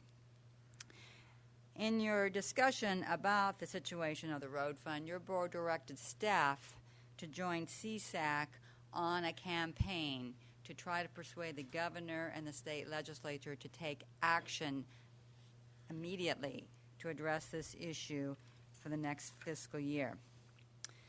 As such, we brought a letter to your board on April 19th that you did approve. That letter was the first in a series that we will be bringing to you concerning this issue. The first letter discussed deterioration of roads in the state and in our county and addressed the funding situation. I have a new letter for your consideration today that addresses many of the issues that you discussed at your last meeting. We talk in this letter about the fact that the current funding allocation system is not working in our county. And we discuss the fact that right now some of the highway user tax account funding is done by a formula of 75% for registered vehicles and 25% based upon mileage. For rural areas with a lot of miles and not so many registered vehicles, this formula is discriminatory. It helps the urbanized areas, but certainly for us it's a disadvantage. So we raised that issue. We also note in here that we receive millions of visitors every year to our county. the formula for allocating the funds doesn't talk at all or address the usage. Again, miles of roads, registered vehicles. There's a big gap about all those visitors who are driving on our roads on a daily basis. We love our visitors, but we would like the formula to account for that usage. We also talk in the letter about the Secure Rural Schools Act and what a huge impact that has on our funding for roads. The fact that this funding source, which has been in effect for 16 years now, has decreased from a high of $1.1 million down to less than $500,000, actually $433,000 as projected for next year. That's assuming that that bill is authorized by Congress. It has not yet been authorized. It is a big hole, the additional loss of revenue, because right now your budget for roads is assuming that the Congress will pass this and reauthorize it for the next fiscal year. We also discuss the issue of self-help. The state of California is certainly encouraging local jurisdictions to become self-help counties or cities. In that regard, what they mean is that you should be passing a sales tax or some other local funding mechanism for road maintenance. And there are counties that have done that. In California, there are currently 3 counties that have, that there are 19 counties, I believe, that have successfully been able to pass sales tax measures. We do point out that Tuolumne County also proposed such a measure a number of years ago, but was unsuccessful. Another issue that your board brought up at your last meeting was allowing our paved roads to deteriorate to basically gravel condition. We provide information in this letter to the governor and the state legislators that there are 3 counties in California that have done that. Yolo, Lake, and Tehama have all taken actions to essentially thrown up their hands and said there are certain roads in our county that we are no longer going to maintain as paved. Napa County also considered taking a similar action, but ultimately decided to maintain the road surfaces. We conclude the letter by imploring the governor to work with the state legislature to address this issue immediately before we have to make such a decision about our roads and allowing them to deteriorate. And I did want to mention that the California Engineers, or County Engineers Association of California, working with CSAC, is sponsoring a special lobby day on the 18th of this month. So I will be going, and any of you who would like to join me, it's an effort for us to meet with our state legislators and impress upon them the need to address this extremely important issue about how we're going to maintain our roads in the future. So that's the 18th of May in Sacramento, and I will be scheduling appointments with our representatives. Supervisor Royce. I don't have questions, but I do have some small modifications I wanted to request, and a couple other points. So if you go to the letter, on the first page, bottom of the big paragraph, it says the current system of funding road maintenance is not working in Tuolumne County or in any other county in the state of California. And then it goes on to say funding reform is needed today before the tourists can no longer safely drive to see the waterfall. So it's talking about the way the 75% of the formula for distribution of funds is based on vehicle registration, and only 25% is based on miles of road. Mm-hmm. Instead of saying funding reform, I want to say funding formula reform.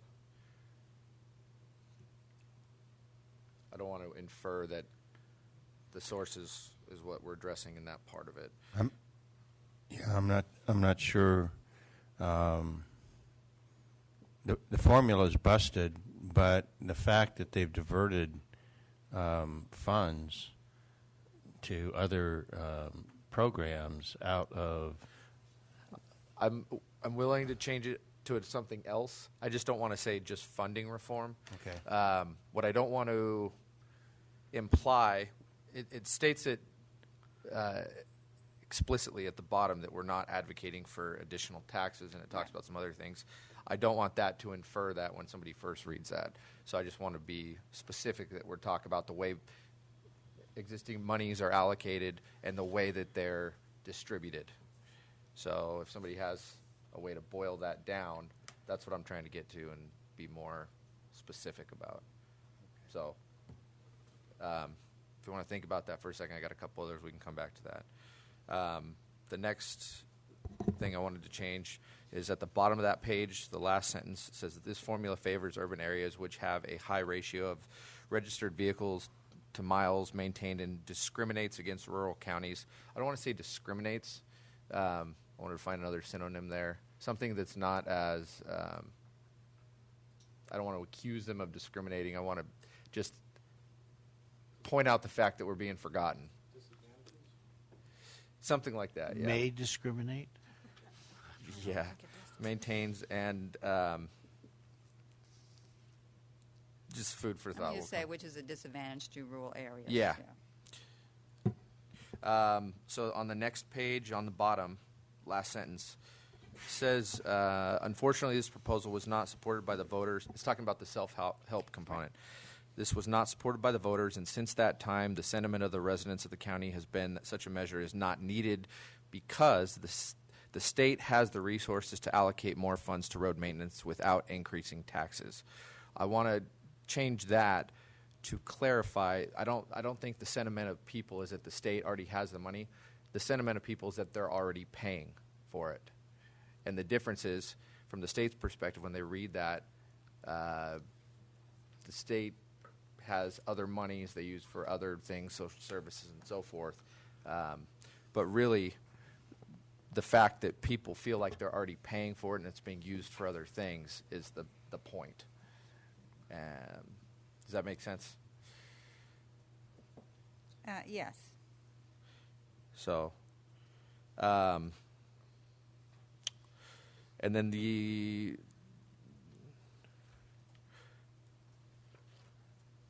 next point I want to make, I want to include, and I don't know if this is going to be feasible, but a copy of each of these letters that we've submitted so far to each member of the legislature, Assembly and Senate. You'd have a couple hundred letters. Is that possible? I mean, you got postage and... Well, actually, we've been emailing them. Oh, okay. So we have been including every member? No, the CC list is where we're sending them today. But if you want them to be sent to everybody, I would like you'll have to obtain email addresses and distribute it. Okay. I would like to do that. And I was at a convention... And I will also check with CSAC to see if they could do that for us. They may be able to do that as well. They probably already have distribution lists. Yeah. It's... you could probably also request that the majority and minority leaders of each caucus route them to their members. They could probably do it as well, but I would like it to go to each one. I've been talking with some of the members, and this is good for them. A lot of the representatives from urban areas don't know this stuff, and sending it to just the majority leaders, they don't really. It's just not going to get disseminated to the voting line level people in the legislature. So. Okay, back to Supervisor Royce's first sentence. Here's what I might recommend. Reinstatement of full gas tax revenues to road maintenance and reform of the funding formula to more equitably distribute those revenues needs to be addressed before the tourists can I'm okay with that. Can you restate that? I've got it written down, Okay. but yeah, Yeah, if you could I'll just get it to you. give it to me, yeah. Okay. That's good. Supervisor Brennan. Were you finished? On the bottom of the second page, did you get something for that as well, Bev? I'll work on it a little bit, but you want to say that the sentiment of the residents of our county is that they are already paying. They've already sufficient paid the state, taxes and the like to revenues see are the not being land- utilized Yes. for the services. Yeah. Okay. Supervisor Brennan. So I don't know who authored this, but I want to thank the individual that did. There is a lot of good detail in here, and appreciate a few of the modifications that Supervisor Royce suggested, but appreciate the context that this has been put in. And I would like our board to send this to Congressman McClintock. I know that we're talking about a state issue, but again, a lot of the discussion that we had last week in Washington, D.C. is about where counties have these large percentages of roads, and we talked an awful lot about recreational, visitors, and while, again, we appreciate that, there are a number of services that Tuolumne County provides, and access was one that was highlighted, where we don't receive enough funding that provides for that access. So again, I would like this board to agree to sending this letter to Supervisor McClintock because it really articulates what the problem is. I'd also recommend that we agree to also send it to our 2 senators.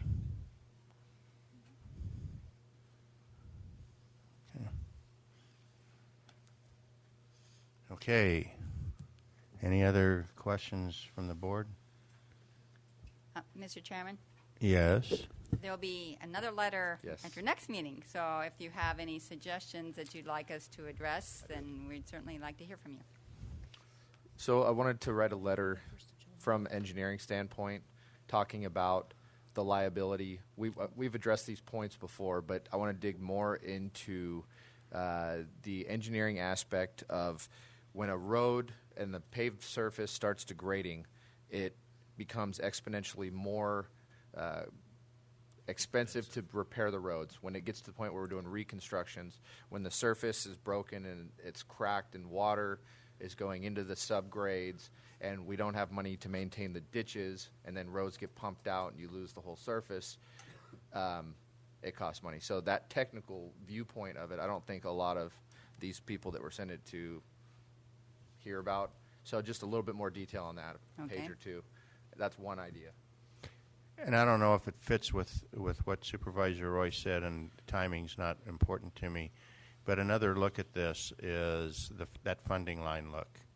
Okay. And that is, hey, if we racked all of our roads by their importance to the county and we drew a funding line, what percentage of our roads would go back to gravel? I mean, we talk about it, but I think that percentage would, my gut feel is it's close to 80% of our road surface would go back to gravel, if maybe more. I don't know, but I'd sure like to know. And even before you send the letter, if you come up with that number, send us all an email, because we talk to people, and we can use statistics like that to make our point.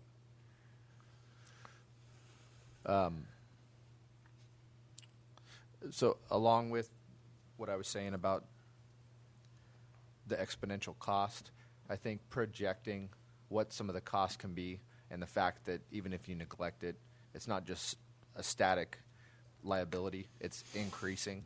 Do we have statistics from like Engineering Association that we can point to? Well, we have our own PCI. Yes, and the projection of it being $200 million over the next 20 years if we don't do something. So that's what I really want to highlight. But just like I said, some of the technical parts that support that. The other thing that I want to address is the fact that we live in a more severe environment, seasonally wise. So we have a lot of high elevations. We have a lot of freezing and thawing, which with snow plowing and with just expansion, contraction, it's a lot more severe. Also with just the topography, we have very steep areas. It's very expensive to build roads here versus through the valley floor or something like that. So just all of those types of technical things. And I'm sure you can think of a few as well. Thank you. Okay, anybody else? Okay, public comment.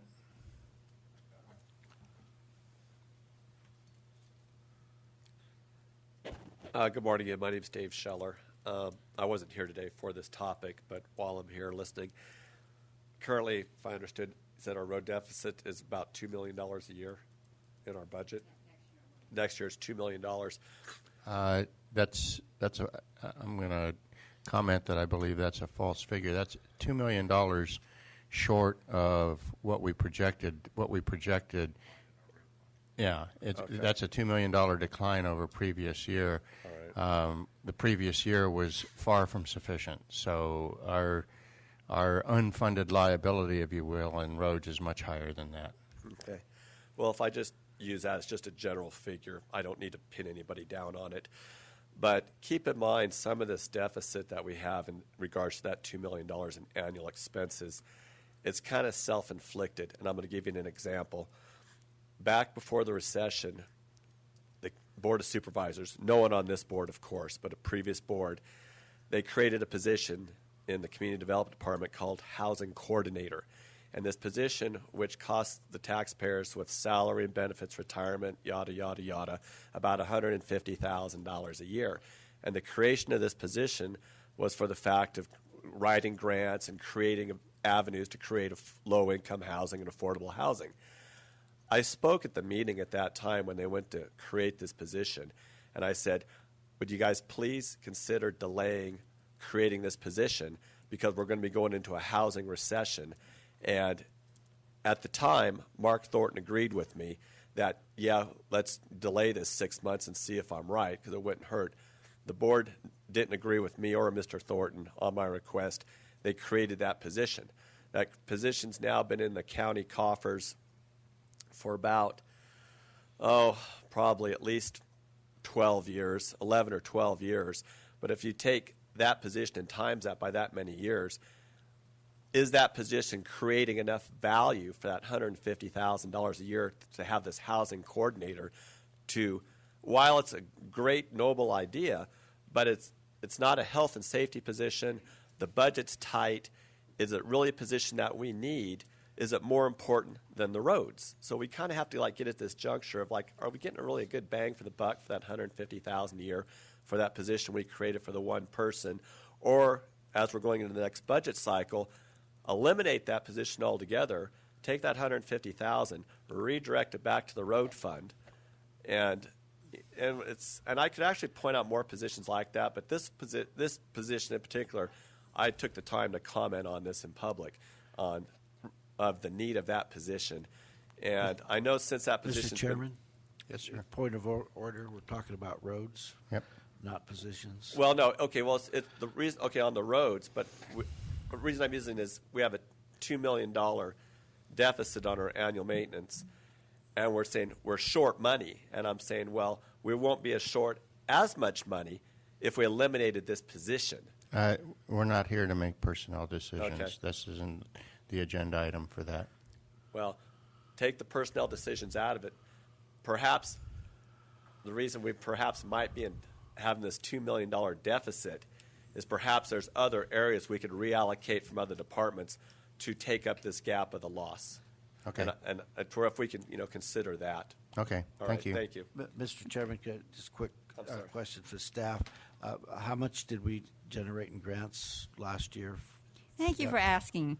The Housing Program Coordinator assisted the county in obtaining $3.5 million in grants related to housing programs, and her position is funded by a % of the administration fee on the grants that we receive, not from the general fund.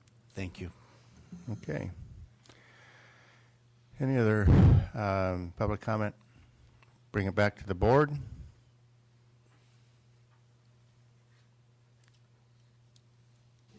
I'll be happy to move approval of sending this letter with the discussed modifications, and thank you for entertaining those. Second. Okay, and I just emailed you, Bev, that very lengthy sentence. Okay? And can I request that you email a copy of the amended, before you... Okay. Any other requests? Okay. All those in favor signify by saying aye. Aye. Opposed? Abstained? Passes unanimously. Let's go ahead and County Council, can we do yours in 15 minutes? Okay. We will go into closed session then. We will recess into closed session. Please read item 21B. This is closed session conference with We'll be legal back at counsel. 11:30. Initiation of litigation, authority government code section 54956 for one case. Okay. Do we anticipate reporting out? Maybe. Okay. We'll hold our breath.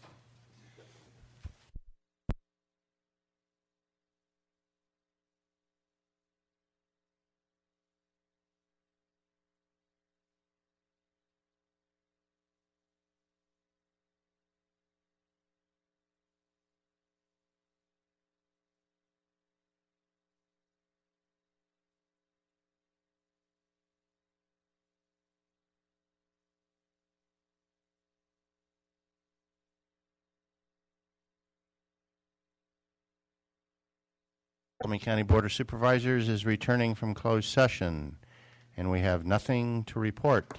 Will the clerk please read the 11:30 appointment? This is a presentation on the state of the forest by the Stanislaus National Forest Supervisor. Welcome.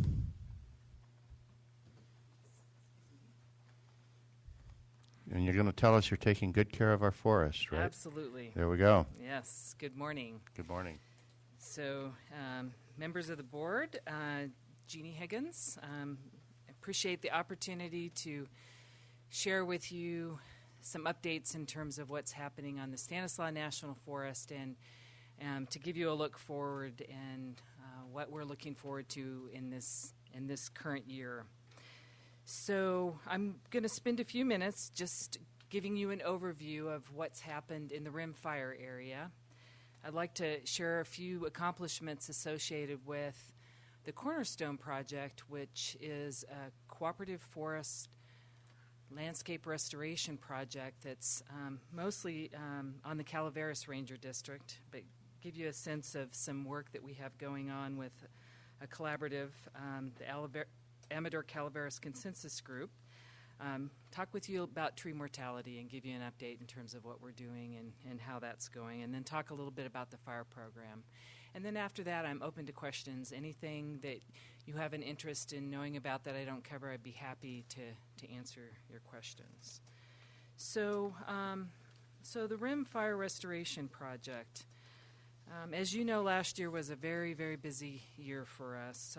We completed most of the work on 6 timber sales within the Rim Fire area. All of those were stewardship contracts. They weren't stewardship contracts. They were actually timber sale contracts. And one of those 6, 5 were timber sale contracts and 1 was a stewardship contract. 5 of them were, we harvested mostly timber. The 6th contract, we actually let as a stewardship contract where we are paying for the removal of biomass. We've reached that period where most of the wood products that remain in the fire area are no longer suitable for milling for lumber. So the Ridge Stewardship Contract and the Ascension Stewardship Contract are both focused on removing biomass from the Rim Fire area. We have a number of projects this year that are focused outside of the Rim Fire area related to our timber sale program, mostly associated with work that we had planned to do before the Rim Fire area. So we have work occurring within the Gooseberry area, which is a stewardship contract, and then we have quite a number of timber sales that are focused on tree mortality removal, and I'll cover those in a few minutes. But one additional project that we're working on is a somewhat unique project. Again, this is outside of the Rim Fire area. It's called the Rattlesnake Stewardship Project, and we're actually working with the Mule Deer Foundation. We have a participating agreement with the Mule Deer Foundation, and they are actually contracting for the work to be done. So we're excited about that. It's the first project we've done like this with the Mule Deer Foundation. So the work that we've been doing within the Rim Fire area includes a lot of work with volunteers. We have had a tremendous response from volunteers associated with restoration of roads and trails, our recreation areas, removing hazard trees. brush, non-native species, and specifically associated with reforestation. We planted over 200 acres this spring with volunteers. And this slide says we had about 1,750 volunteers, but we actually had over 2,000. And they planted over 54,000 trees this spring. Quite an effort over about 8 weeks. Yeah, about 8 weeks. And so Claire Long, our partnership coordinator, worked very closely with the Tuolumne River Trust, who coordinated our volunteers and worked very closely with them to expose our volunteers to the rimfire area and how to plant a tree properly. We also had a number of trees left from that effort, and we had a tree giveaway to local landowners, both within Tuolumne County and Calaveras County, and a number of folks within the community took advantage of that opportunity. So we were happy to do that. We're also storing a number of trees that were left over. So we planted some, we gave away some, and then we still had some trees left over. So we're going to do an experiment where we're going to put the trees into hibernation, so to speak. We'll actually put them in the cooler at a temperature just above freezing, with the hope that they'll survive through the summer, and then we'll plan to do a fall planting. Fall planting is not something we normally do, mainly because precipitation can be sporadic. It's not something that can be counted on, and so we usually plant in the spring because spring precipitation is much more predictable and certain. Although I wouldn't say that's been the case over the last several years, but certainly this spring, that's proven to be the case. So we will try planting this fall. In addition, we just recently issued the final environmental impact statement and a draft record of decision for reforestation of the rimfire area. That record of decision, again, is in draft form, but it covers a whole variety of restoration activities, not just reforestation, but the primary focus is around reforestation. So the draft record of decision includes over 21,000 acres of reforestation. Of that 21,000, about 2,600 of it is focused within deer habitat, specifically associated with cover stands for deer. About close to 13,000 acres of thinning of existing plantations that didn't burn or partially burned within the fire. Again, a portion of those are within deer habitat, about 1,100 acres. About 5,700 acres of noxious weed eradication. And also, we will be monitoring about 4,000 acres of stands that we believe will naturally regenerate. If they don't regenerate on their own, then we will likely add a helping hand. You want us to ask questions as you go, or? That's fine, sure. When you talked about noxious weed eradication, how do you plan to do it? Are you spraying, or you? Because I mean, it's a big problem. I know. I'm just curious. Right. We have an approach that uses a variety of different techniques. Spraying is one of them, but we'll utilize biological controls, hand pulling, mechanical means, as well as the use of herbicides. Some species will only respond to herbicides. Personally thinking about all the Medusa head that I saw up on Jawbone Ridge, and that was right after the fire. I mean, that stuff just propagates awful. It's pretty nasty stuff, Medusa head. So I wanted to share just a little bit more about the reforestation decision. There was tremendous community input on the project from before we ever even started the NEPA process. We hosted a series of workshops with a variety of interested folks and got together and talked about reforestation. And the two primary issues with reforestation were stand density. Folks were concerned about planting densities as well as the use of herbicides. And because of the way brush grows, shrub species grow in this country, brush species can very easily outcompete planted seedlings or other natural seedlings and not survive that competition. So the use of herbicides was a component of our initial proposed action and remained of concern from folks throughout the process. But we developed a series of alternatives, 4 alternatives, including the proposed action, to address those concerns around stocking densities and the use of herbicides. And we analyzed those action alternatives as well as the no action. And there was strong support from the community from a variety of different folks, including YSS and others that were interested in management of this landscape, to apply each of those alternatives across the landscape. And so this decision does include that application of all of those planting strategies somewhat equally across the landscape. Staff, Maria and her staff, this is Maria Benich. Maria is the reforestation interdisciplinary team leader, and Maria and her staff work very closely to figure out how best to apply these strategies across the landscape in the places that they might be best suited. So we will be using a variety of different planting techniques.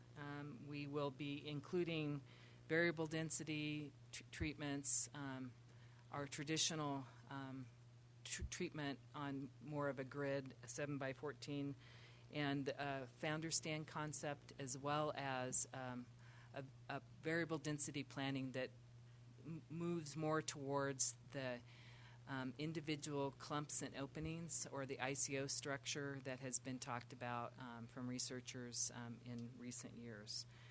So again, a variety of different types of treatments, some without the use of herbicides. So the draft decision was released on Friday the 29th,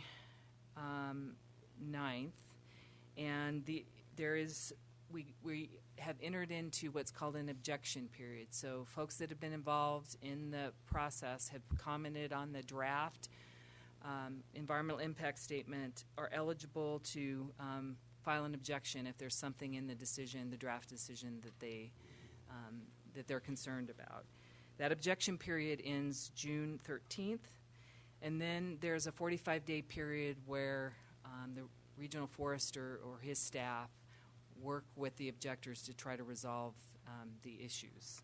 That at the end of that 45-day period, it's possible that they could extend the period another 30 days if they're still working to try to resolve any issues. And then I'm sorry. I'm sorry. I didn't mean to interrupt. And this might be a question that council needs to look into. I'm sure this will be coming before the Natural Resource Committee, but on the objection process. So I'm going to say that from a high level, I think that the county was interested in a decision much like you chose, where we were implementing different pieces of it. If we do not object, then we are out of the process when you have discussions going forward. I think that's been my understanding on an EIS, and so I think it would be very important for us to understand what response the county would have so that we can continue to be engaged in that process. So maybe you can answer that for us at a later time. Is that what we're supposed to do? And I'm just asking, I think it's going to be important, but maybe we can get a clear understanding of what that comment would be. Right, I think that's accurate, and what I want to know is if you know when it's going to come to the Natural Resources to ensure that one of our attorneys is present to discuss that with that committee. We'll work on that, and again, maybe from the agency's perspective, we can be very clear so that we are certain that we have dotted our I's and crossed our T's so that we're still in the process. Absolutely. My recommendation is that for those that are interested and may not have a concern with the decision as it's drafted, but may be concerned about how objections might be resolved, is to lodge a letter of interest with the resolution officer who is the regional forester, and the regional expressing interest in being engaged in conversations if in fact. So Randy Moore. Yes, yes. And it likely will be one of the deputy regional foresters who engages in the conversation around resolution, likely Barney Gant. But you should address the letter to Randy Moore. One more question. Wade. Yes. There's a slide up there, and the slide refers to record decision outlining reforestation, plantation thinning, additional deer habitat, noxious weed eradication treatments on about 42,000 acres within the rimfire area. But the rimfire area within the national forest is like 150,000 or so. That's more. correct. That's correct. So there's 110,000, 115,000 acres that isn't mentioned. What about that?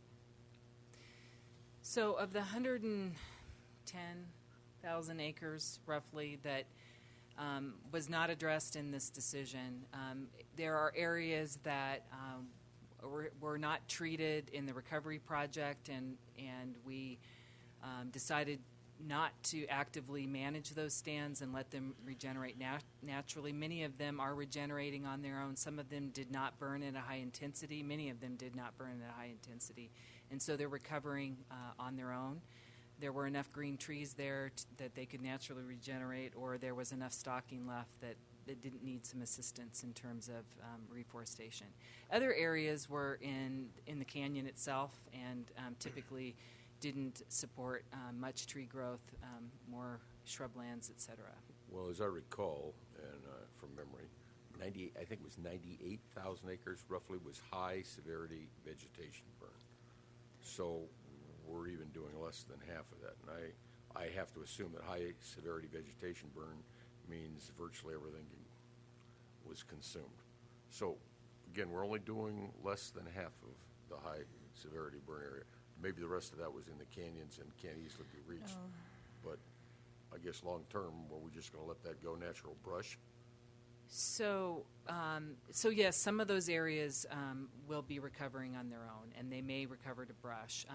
Again, that burn severity, and I would look to Maria to verify the acreage, but it also included those lands within the national park as well as private lands. So. Oh yeah, that's true. Okay. I don't remember the number that was just national forest. I think it's important for our public to understand, though, that there was a tremendous amount of acreage that probably was deserving of some either salvage component and some subsequent reforestation component that the agency simply does not have the resources to get at. And all of this is not in steep canyons, and there is a tremendous amount of ground out there that is going to be at very high risk because of the volume of dead timber that is still on it and no ability to come in with a restoration piece.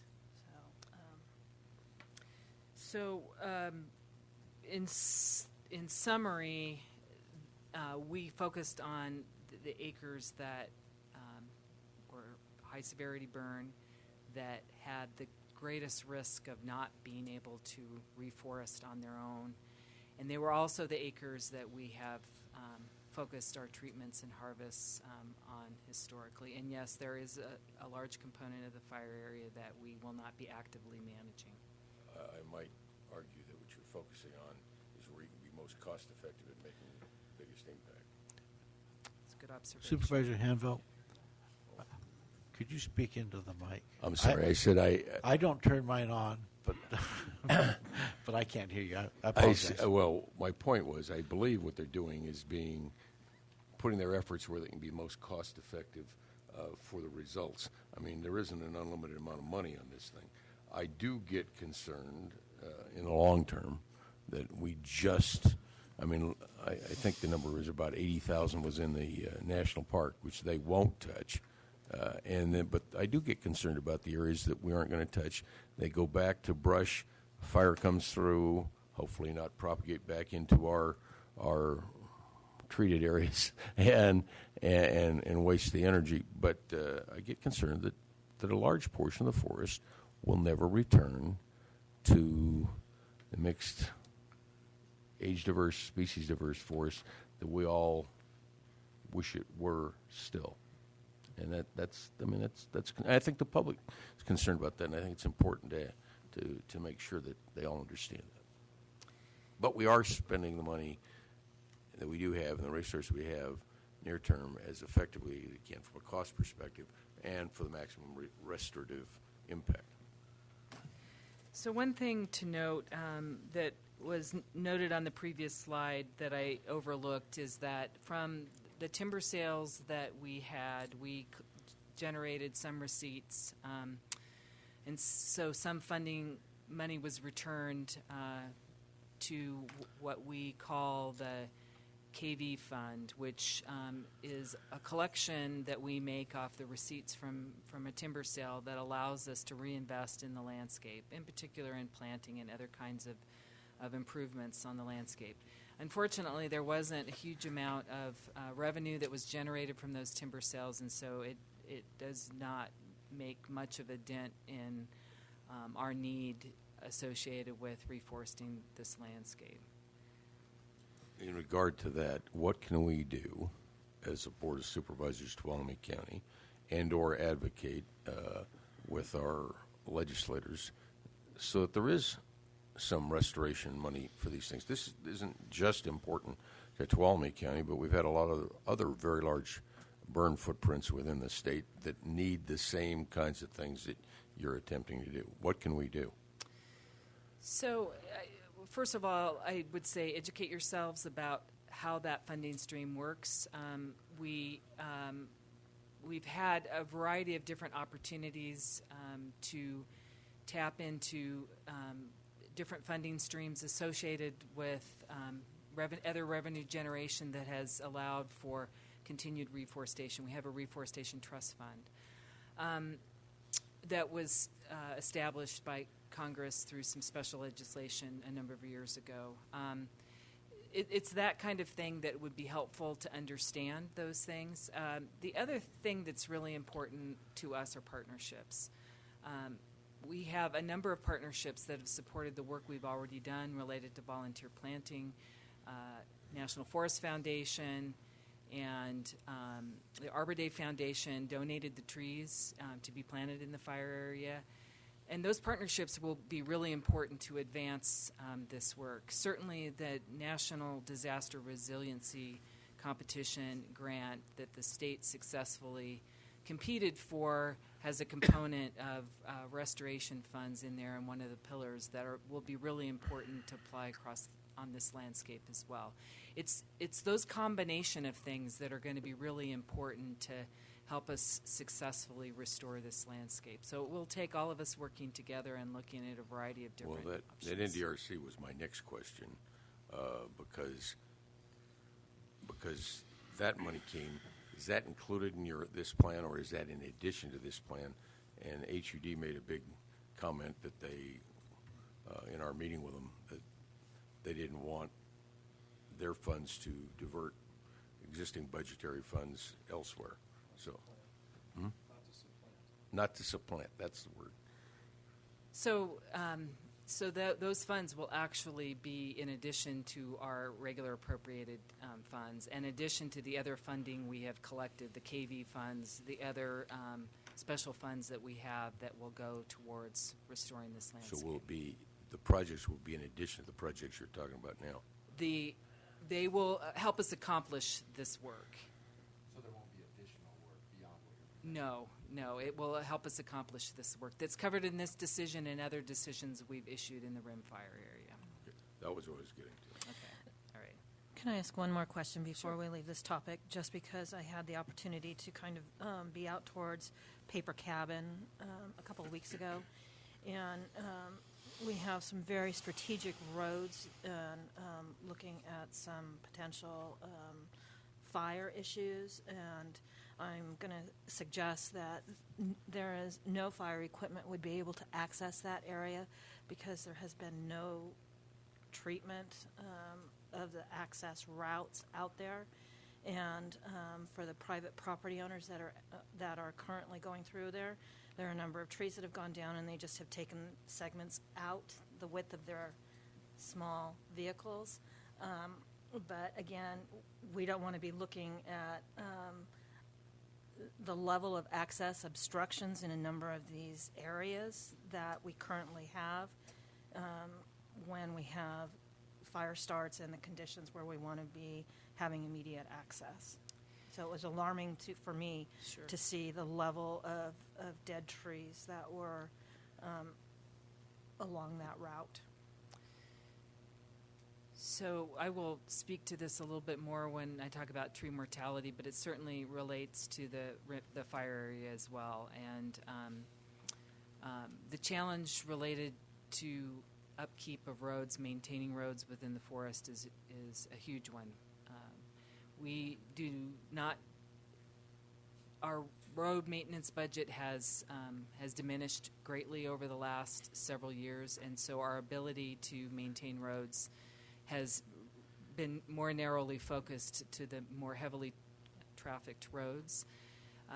So if there are areas of concern, specific areas of concern, we'd like to have a conversation about that in terms of what we can do from a partnership perspective to try to address some of those concerns. So we appreciate you bringing those issues up. Maria will take note of that particular area, and we'd like to have a further discussion about how we might be able to work together.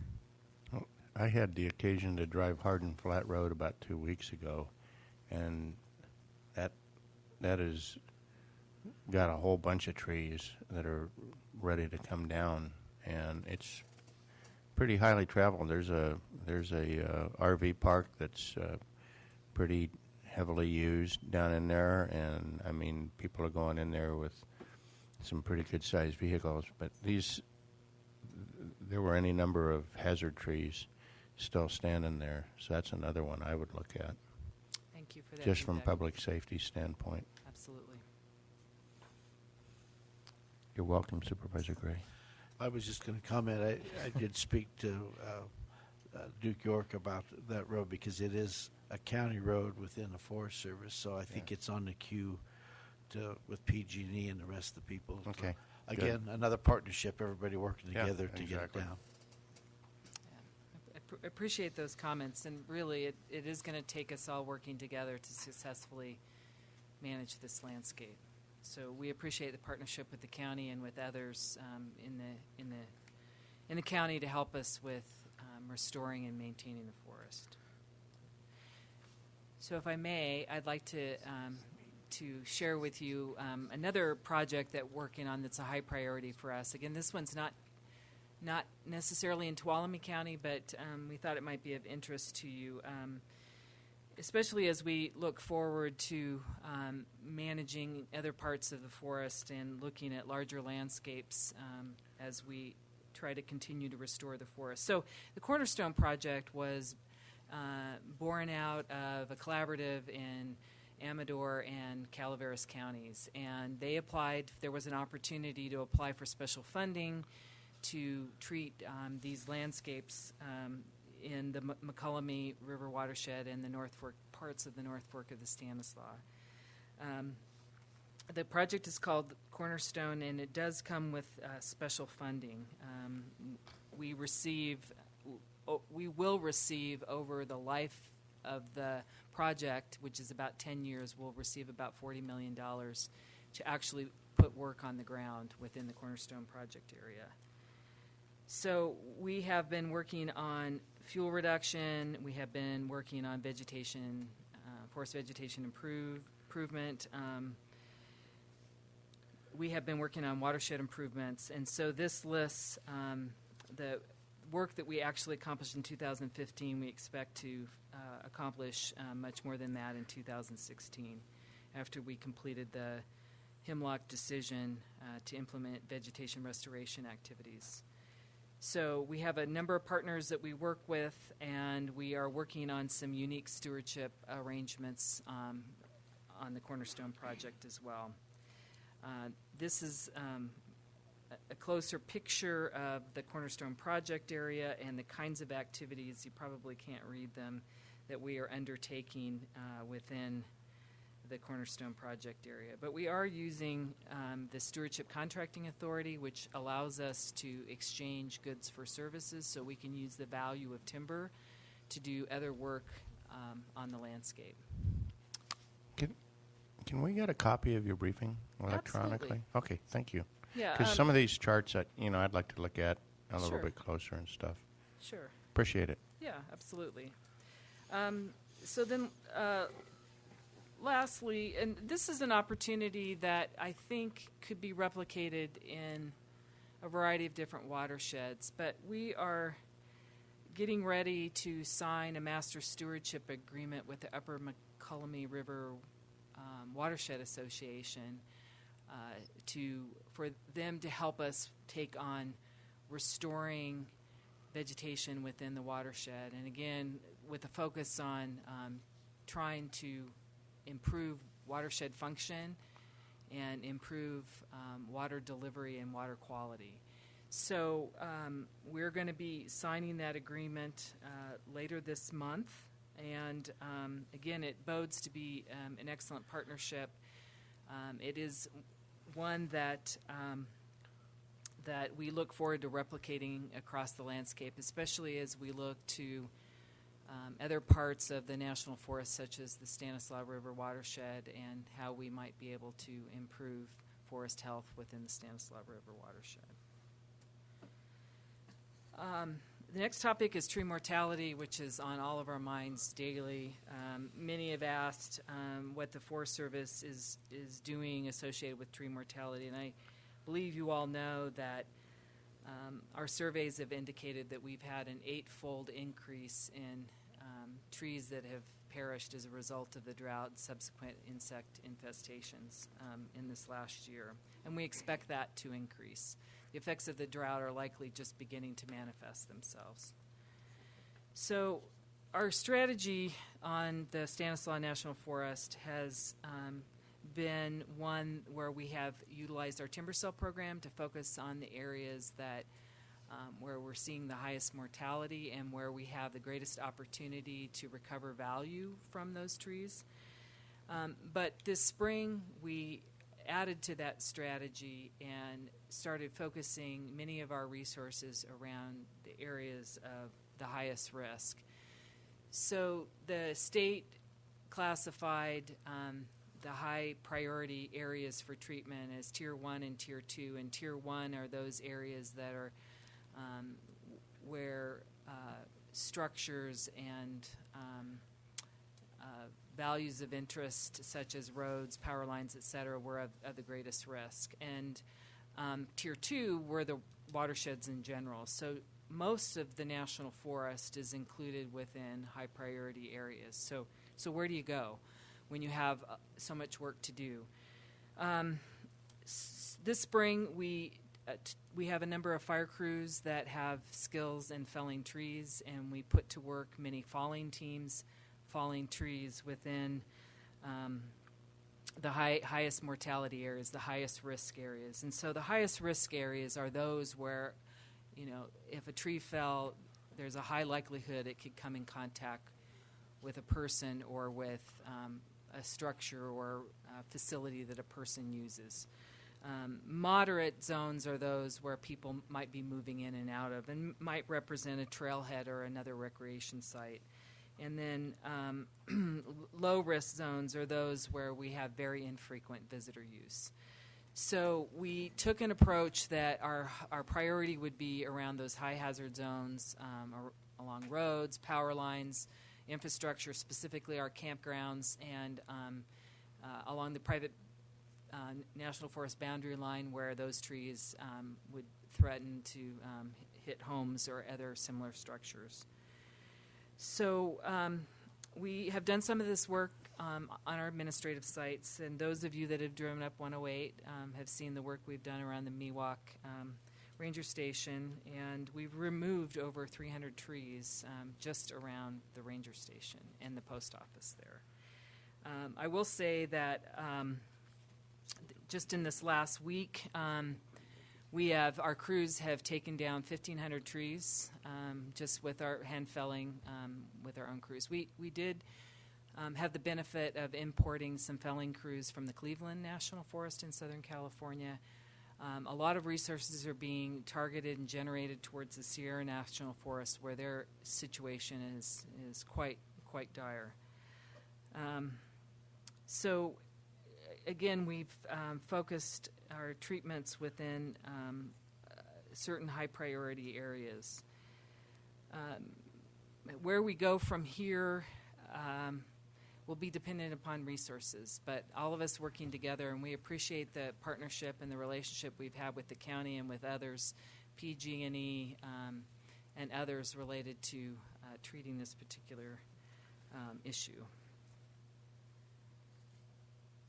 Any questions about tree mortality before I move on? Yeah. So,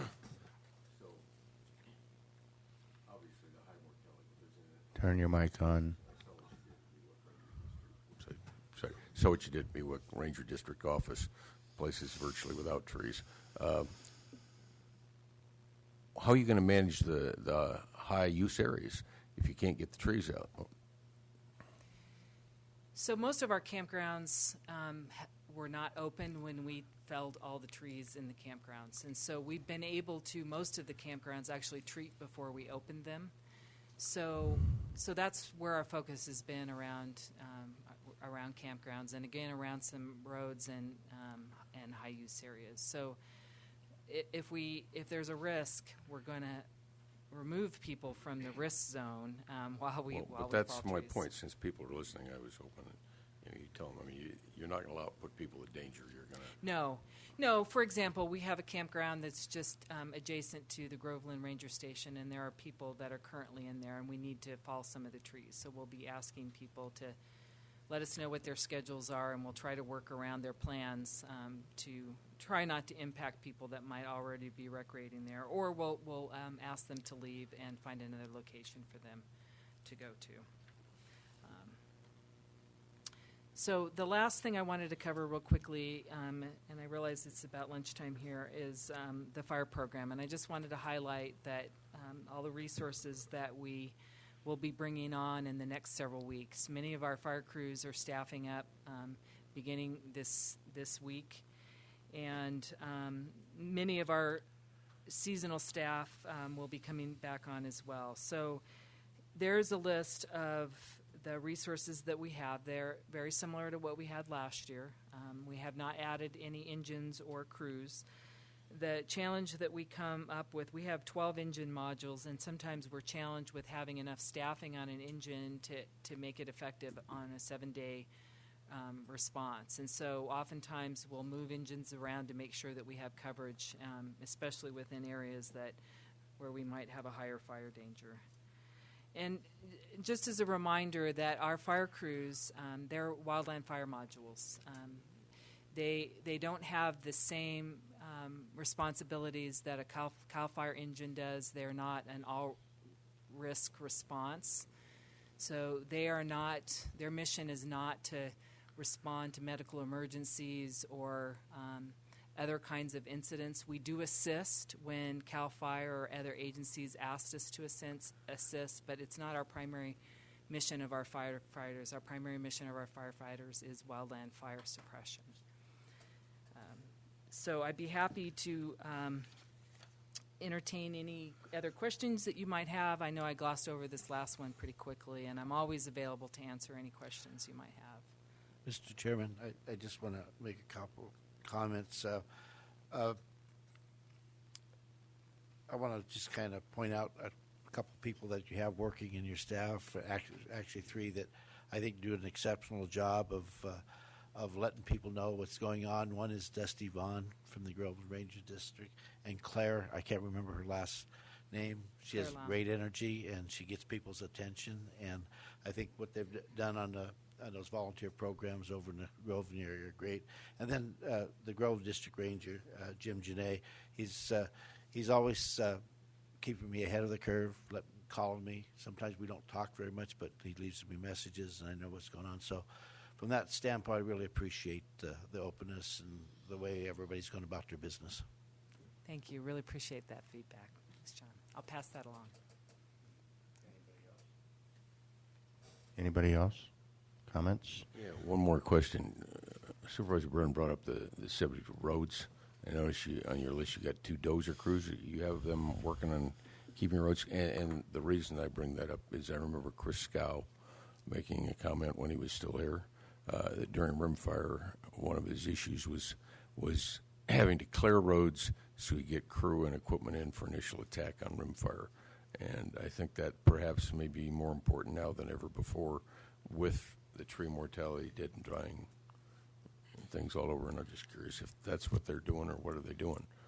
Maintaining fire breaks, I mean, obviously another thing. They won't necessarily be shaded fire breaks anywhere, but they'd be fire breaks. So our focus so far this spring has been around roads and around the highest traffic areas is our primary focus, but we are also concerned about some of our outlying small communities where we have high tree mortalities. So, for example, earlier, I guess it was last month, we put crews into the Mount Knight area and worked very heavily on removing hazard trees along the primary access route in the Mount Knight area. So we will continue to focus on doing that. It's really important that we talked collectively, the county, the Forest Service, CAL FIRE, about pre-evacuation plans. That's not something that I think any of us want to be talking about in any great way, but it may help us really focus on the highest priority areas we may need to be focusing on in terms of ensuring that we've got escape routes well planned. It really concerns me at this point that there are some areas of the forest that if we had high winds and we had a fire, I'm not sure people would be able to evacuate. So we need to be working together. Supervisor Brennan. RACs. Can you briefly touch on where we are at in the looking for new members for the RAC and where individuals might apply if they're interested? I know this board is, since we do approve the funding formula that keeps RAC intact, it is important to the board. So we've had a RAC seated for quite a number of years, and recently we've had a few vacancies to the point that it's really important that we re-recruit for the RAC. We did put out a request for applications for interested parties a couple months ago. We're in the process of gathering all that up and re-communicating with folks to actually fill out applications, and hopefully we'll be able to get an application package in soon to get nominations or to get selections for those vacancies. But we can always use interested applicants, and we ask that they contact our office and we'll give them the right information. So the forest will be moving that package forward then? Yes. Okay. Thank you for coming. I just have one comment. I don't get to talk to you, as I told you before the session started, but I don't get to talk to you as much as I'd like to just because of the division of responsibilities on the board and the Brown Act. But I do believe that our relationship with the Forest Service is much improved. I want to encourage us to continue to cooperate. And I really, I don't mean this in a mean way, I really don't want to see you very much this summer because as a lot of people may not realize, the fact that we've gotten a little bit of moisture precipitation this winter just means that there's going to be more fuels out there when things start to dry out, and they will dry out. And then with the tree mortality and all of those things, the hazard is really high out there, and I hope everybody does their part to try and minimize the potential for fires starting and all of that stuff. And again, I look forward to seeing you on good terms as we go forward. So again, thank you very much for the presentation. And if there is no other business prior to our 1:30 this afternoon, I'm going to go ahead and recess for lunch. Thank you.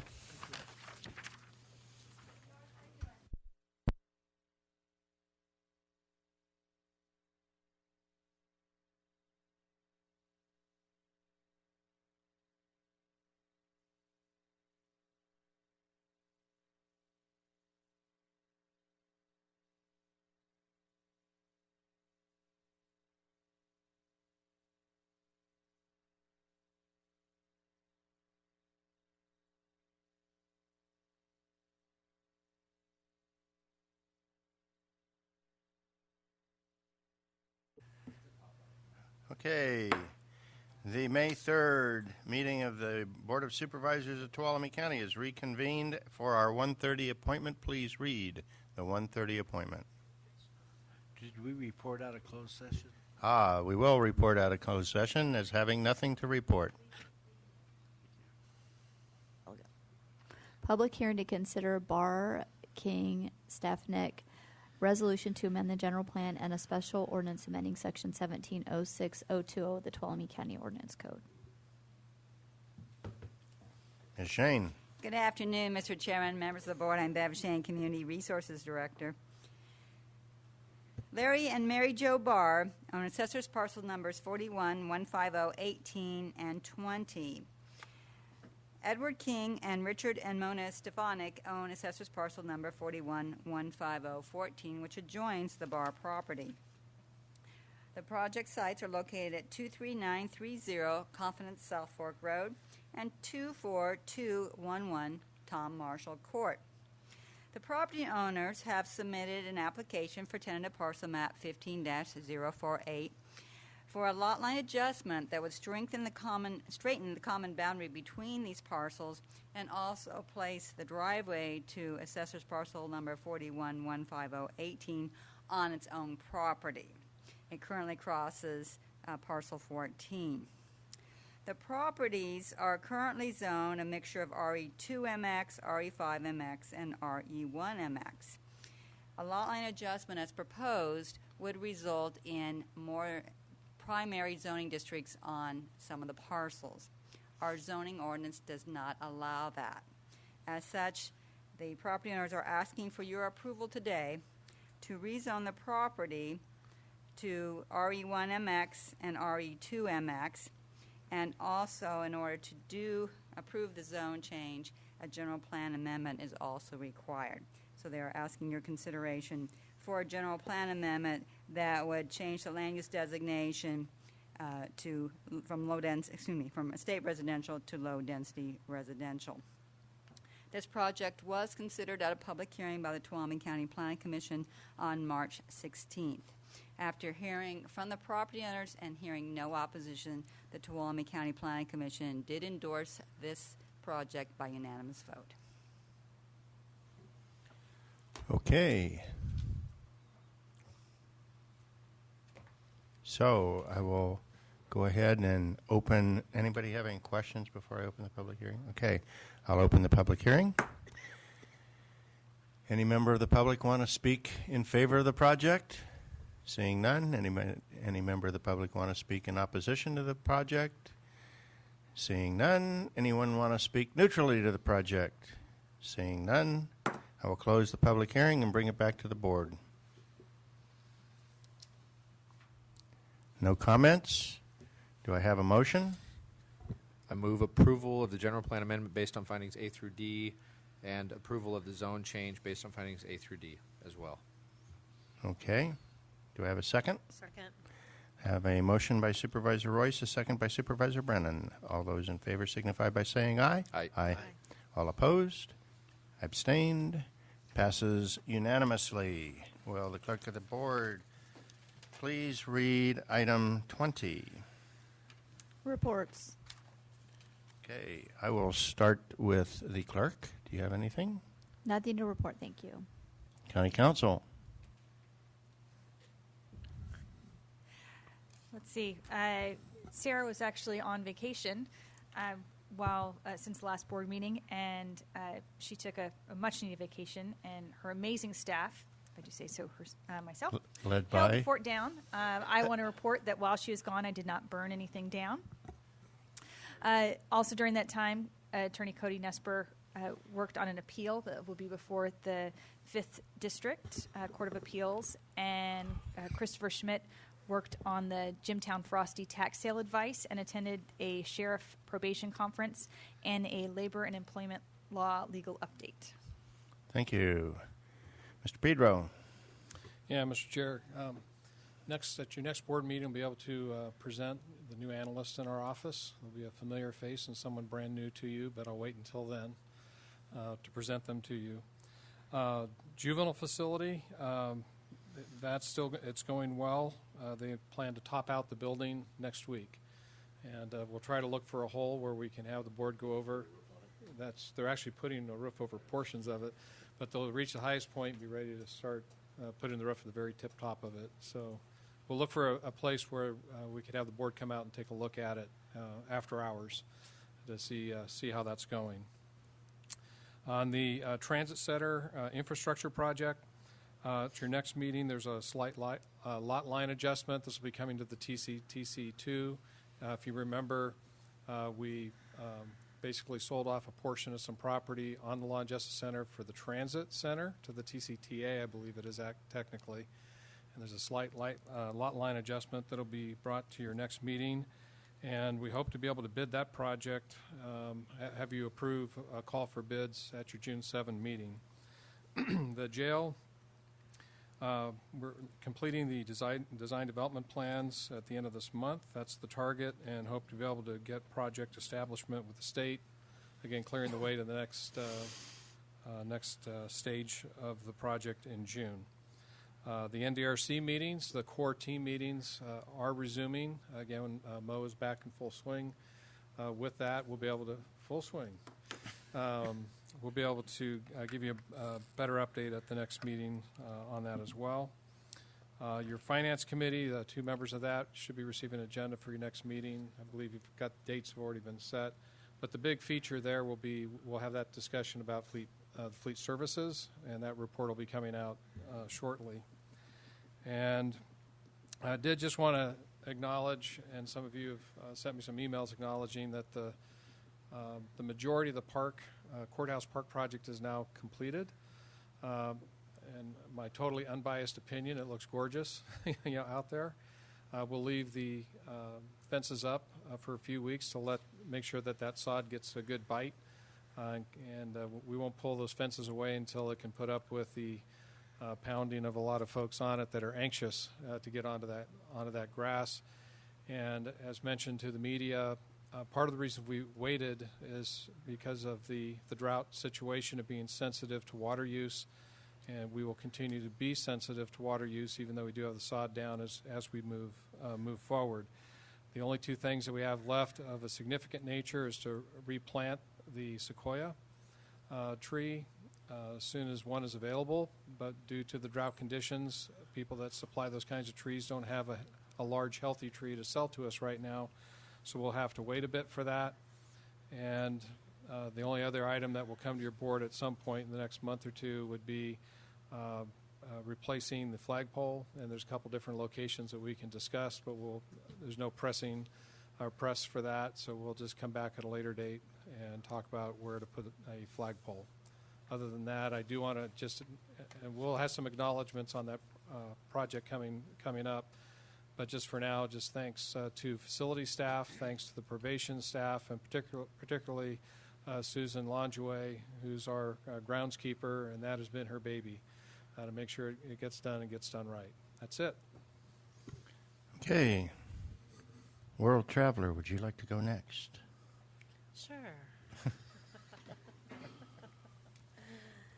On Wednesday, the 20th, the Business Council hosted a candidates forum, which I attended, and along with Supervisor Gray and Supervisor Rutherford and the other individuals that are running for supervisor. It was well attended and appreciated the opportunity. That evening, we had a meeting at Apple Valley to talk about the shaded fuel break that is proposed for that area. I want to say that it was very well attended. There was a lot of interest, a lot of good questions, and want to thank the public for their participation and support of this project. I think it's going to be really important. When I was talking with Mr. Godshaw probably 3 years ago and asked him where the strategic fuel breaks were for District 1, and when I heard there weren't any, I was incredibly alarmed, and want to thank everyone that has gotten on board to bring this to fruition. It's going to have multiple benefits for both the county and the city and District 1. On the 22nd, I did attend a seminar, if you will, by Dr. McIntosh that was out at the Black Oak Casino. Again, fellow supervisors were there. Very interesting conversation about the evolution of a lot of the forest management that currently is taking place. A lot of very provocative information.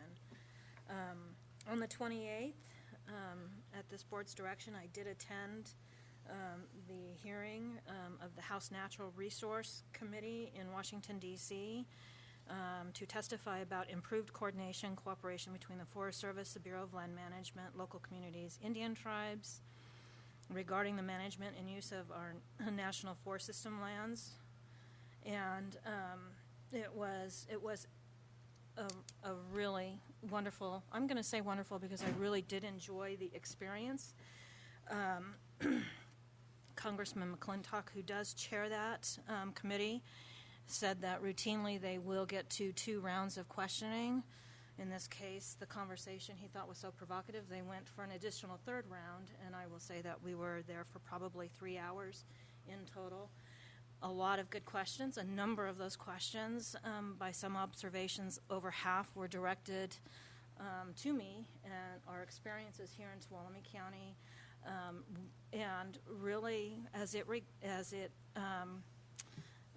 with respect to the ability, not for a lack of trying, but the ability of the federal government to manage the lands that they currently have in the West. There was a lot of discussion and we have a real disconnect with the number of elected representatives from, I will say, east of the Rocky Mountains, who really don't have a lot of national lands in their states, and who see a lot of benefit to having those, and representation in the West, where we have localities that have well over 50% public lands, and the challenges that we face with both our local budgets and our ability to effectively manage and coordinate in the management of those lands. So a lot of conversation really did evolve around that topic. Again, it was interesting. There was a representative from the U.S. Forest Service and the Bureau of Land Management, and I could go on, but there was a lot of questions about are we locally having that coordination? And when the Bureau of Land Management talked about their new planning rule that they're putting out, it was very interesting because just the Tuesday before, we actually sent a letter on that subject, and when we tried to get information for that, and our regional office out of Folsom couldn't even provide us that information, it became very evident with a very clear example that, again, there is a disconnect between what government officials in Washington, D.C. are telling our elected officials and what the reality is out on the landscape. And Supervisor Hanfeld did, when we had our report with the Forest Service earlier, he did, I think, refer to the improved communication, and I did acknowledge that. But the flip side is there simply is not the resources to manage the lands in the West that they currently have, and it is putting communities at great risk. The other topic of discussion was centered around RACs, and so I will have some follow-up conversations with legal counsel because there is some interpretation on who should be appointing those RACs and whose authority that actually lies with, and so we will have some follow-up conversations. Again, I thank you for sending me on this adventure. It truly was one, and I'll end with that. Sounds like we chose well. Supervisor Gray. All right. On the 19th, we had the Groveland tree mortality meeting. We had, I believe, about 125, and I think a lot of good questions. Staff and the presenters did an excellent job. I think we only had one individual that kind of got a little bit out of hand, but other than that, everybody was under control and moved on well. We just have a lot of work to do. On the 20th, as Supervisor Brennan mentioned, I attended the Business Council Forum. On the 22nd, I also attended the presentation on grazing rights and rights in national forests. I found it very informative. I did buy one of the books. I did loan it to county council, so if you guys want a copy of it, you can maybe bend their arms if you didn't get one. On the 22nd, also, the lamplight dinner at the Elks for Tuolumne County Historical Society, always a good event. Mr. Pedro did a really good presentation there, and I think it's a good group to have because, again, we talked earlier about heritage. It's one that really looks at preserving our heritage and our history. On the 27th, also in Groveland, we had a town hall meeting with the sheriff, and we had about 75 attend. Sheriff did an excellent job answering questions. You know, we had one in November, and we promised to come back with one on later in the year, and there has been some improvements.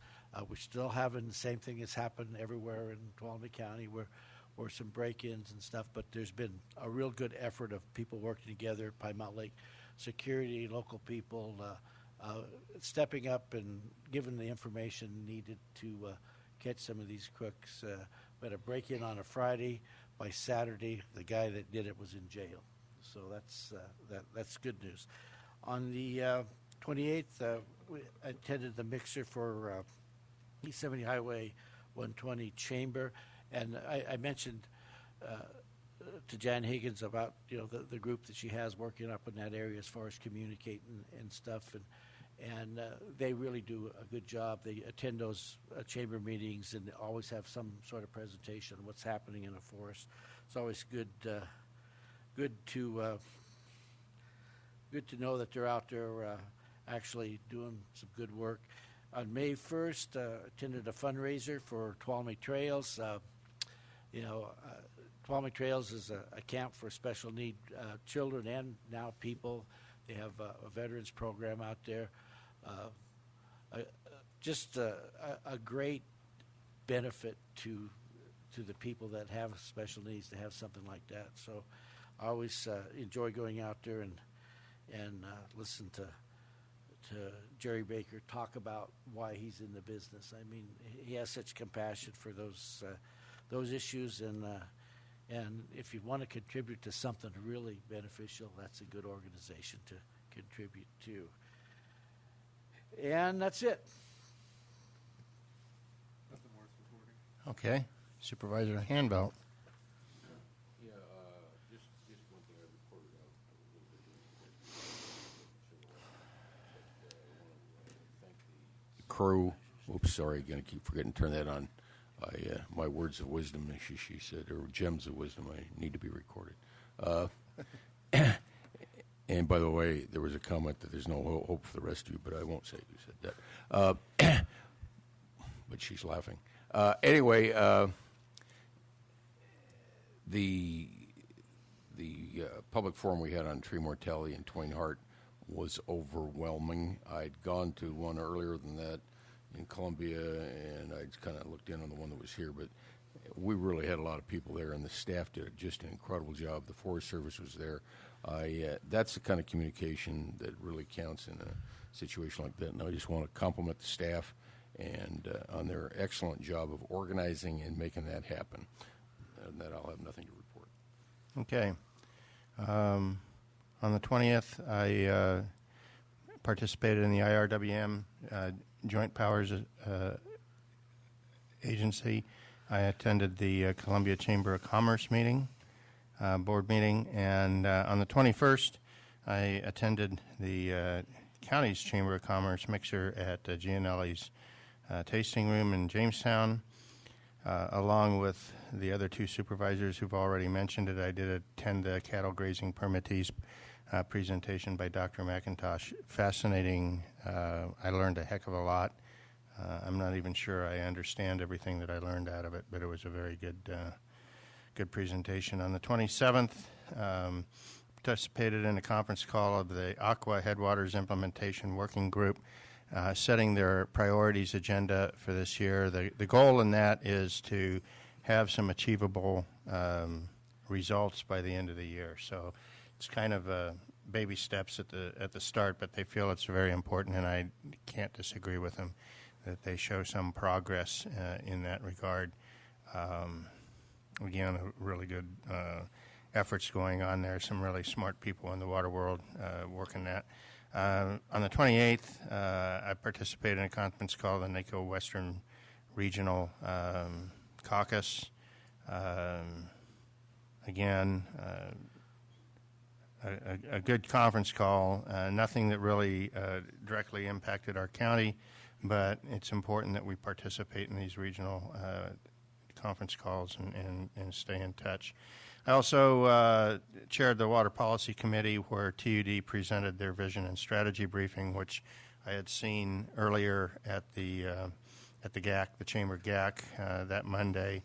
Really a good presentation. I would recommend maybe that we invite Tom to come give the presentation to the board. I think it'd be well worth seeing it. There's no obvious time pacing requirement involved in that, but whenever it's convenient for him and we got some room on our agenda, I think it would be worthwhile. That evening, I did attend the Cable 8 board meeting. We're making progress there. That's about all I'll say. On the 30th, I was blessed, very fortunate, to be able to participate in the Relay for Life fundraiser being held at Sonora Elementary. I got to read the description of the table that was set for the Luminaria ceremony, and very moving, very important event. Very blessed to have been asked to participate in that. And then Sunday, I attended the American Legion Breakfast, which I am wont to do on the first Sunday of every month. Another good event if you've got nothing better to do on the first Sunday of the morning, starting at 8 o'clock in the Veterans Hall. And with that, any other business, comments? Okay, then would you please read our closed session item A? I believe it's 22 or 23A. 21A. Closed session conference of labor negotiators Craig Pedro and friend, Authority Government Code Section 54957.6, all bargaining units. Okay, do we anticipate any report out? No. Okay. With that having been said, we will recess to closed session. Can you ask for public comment? I'm sorry, public comment on the closed session. Okay, now I'll recess to closed session.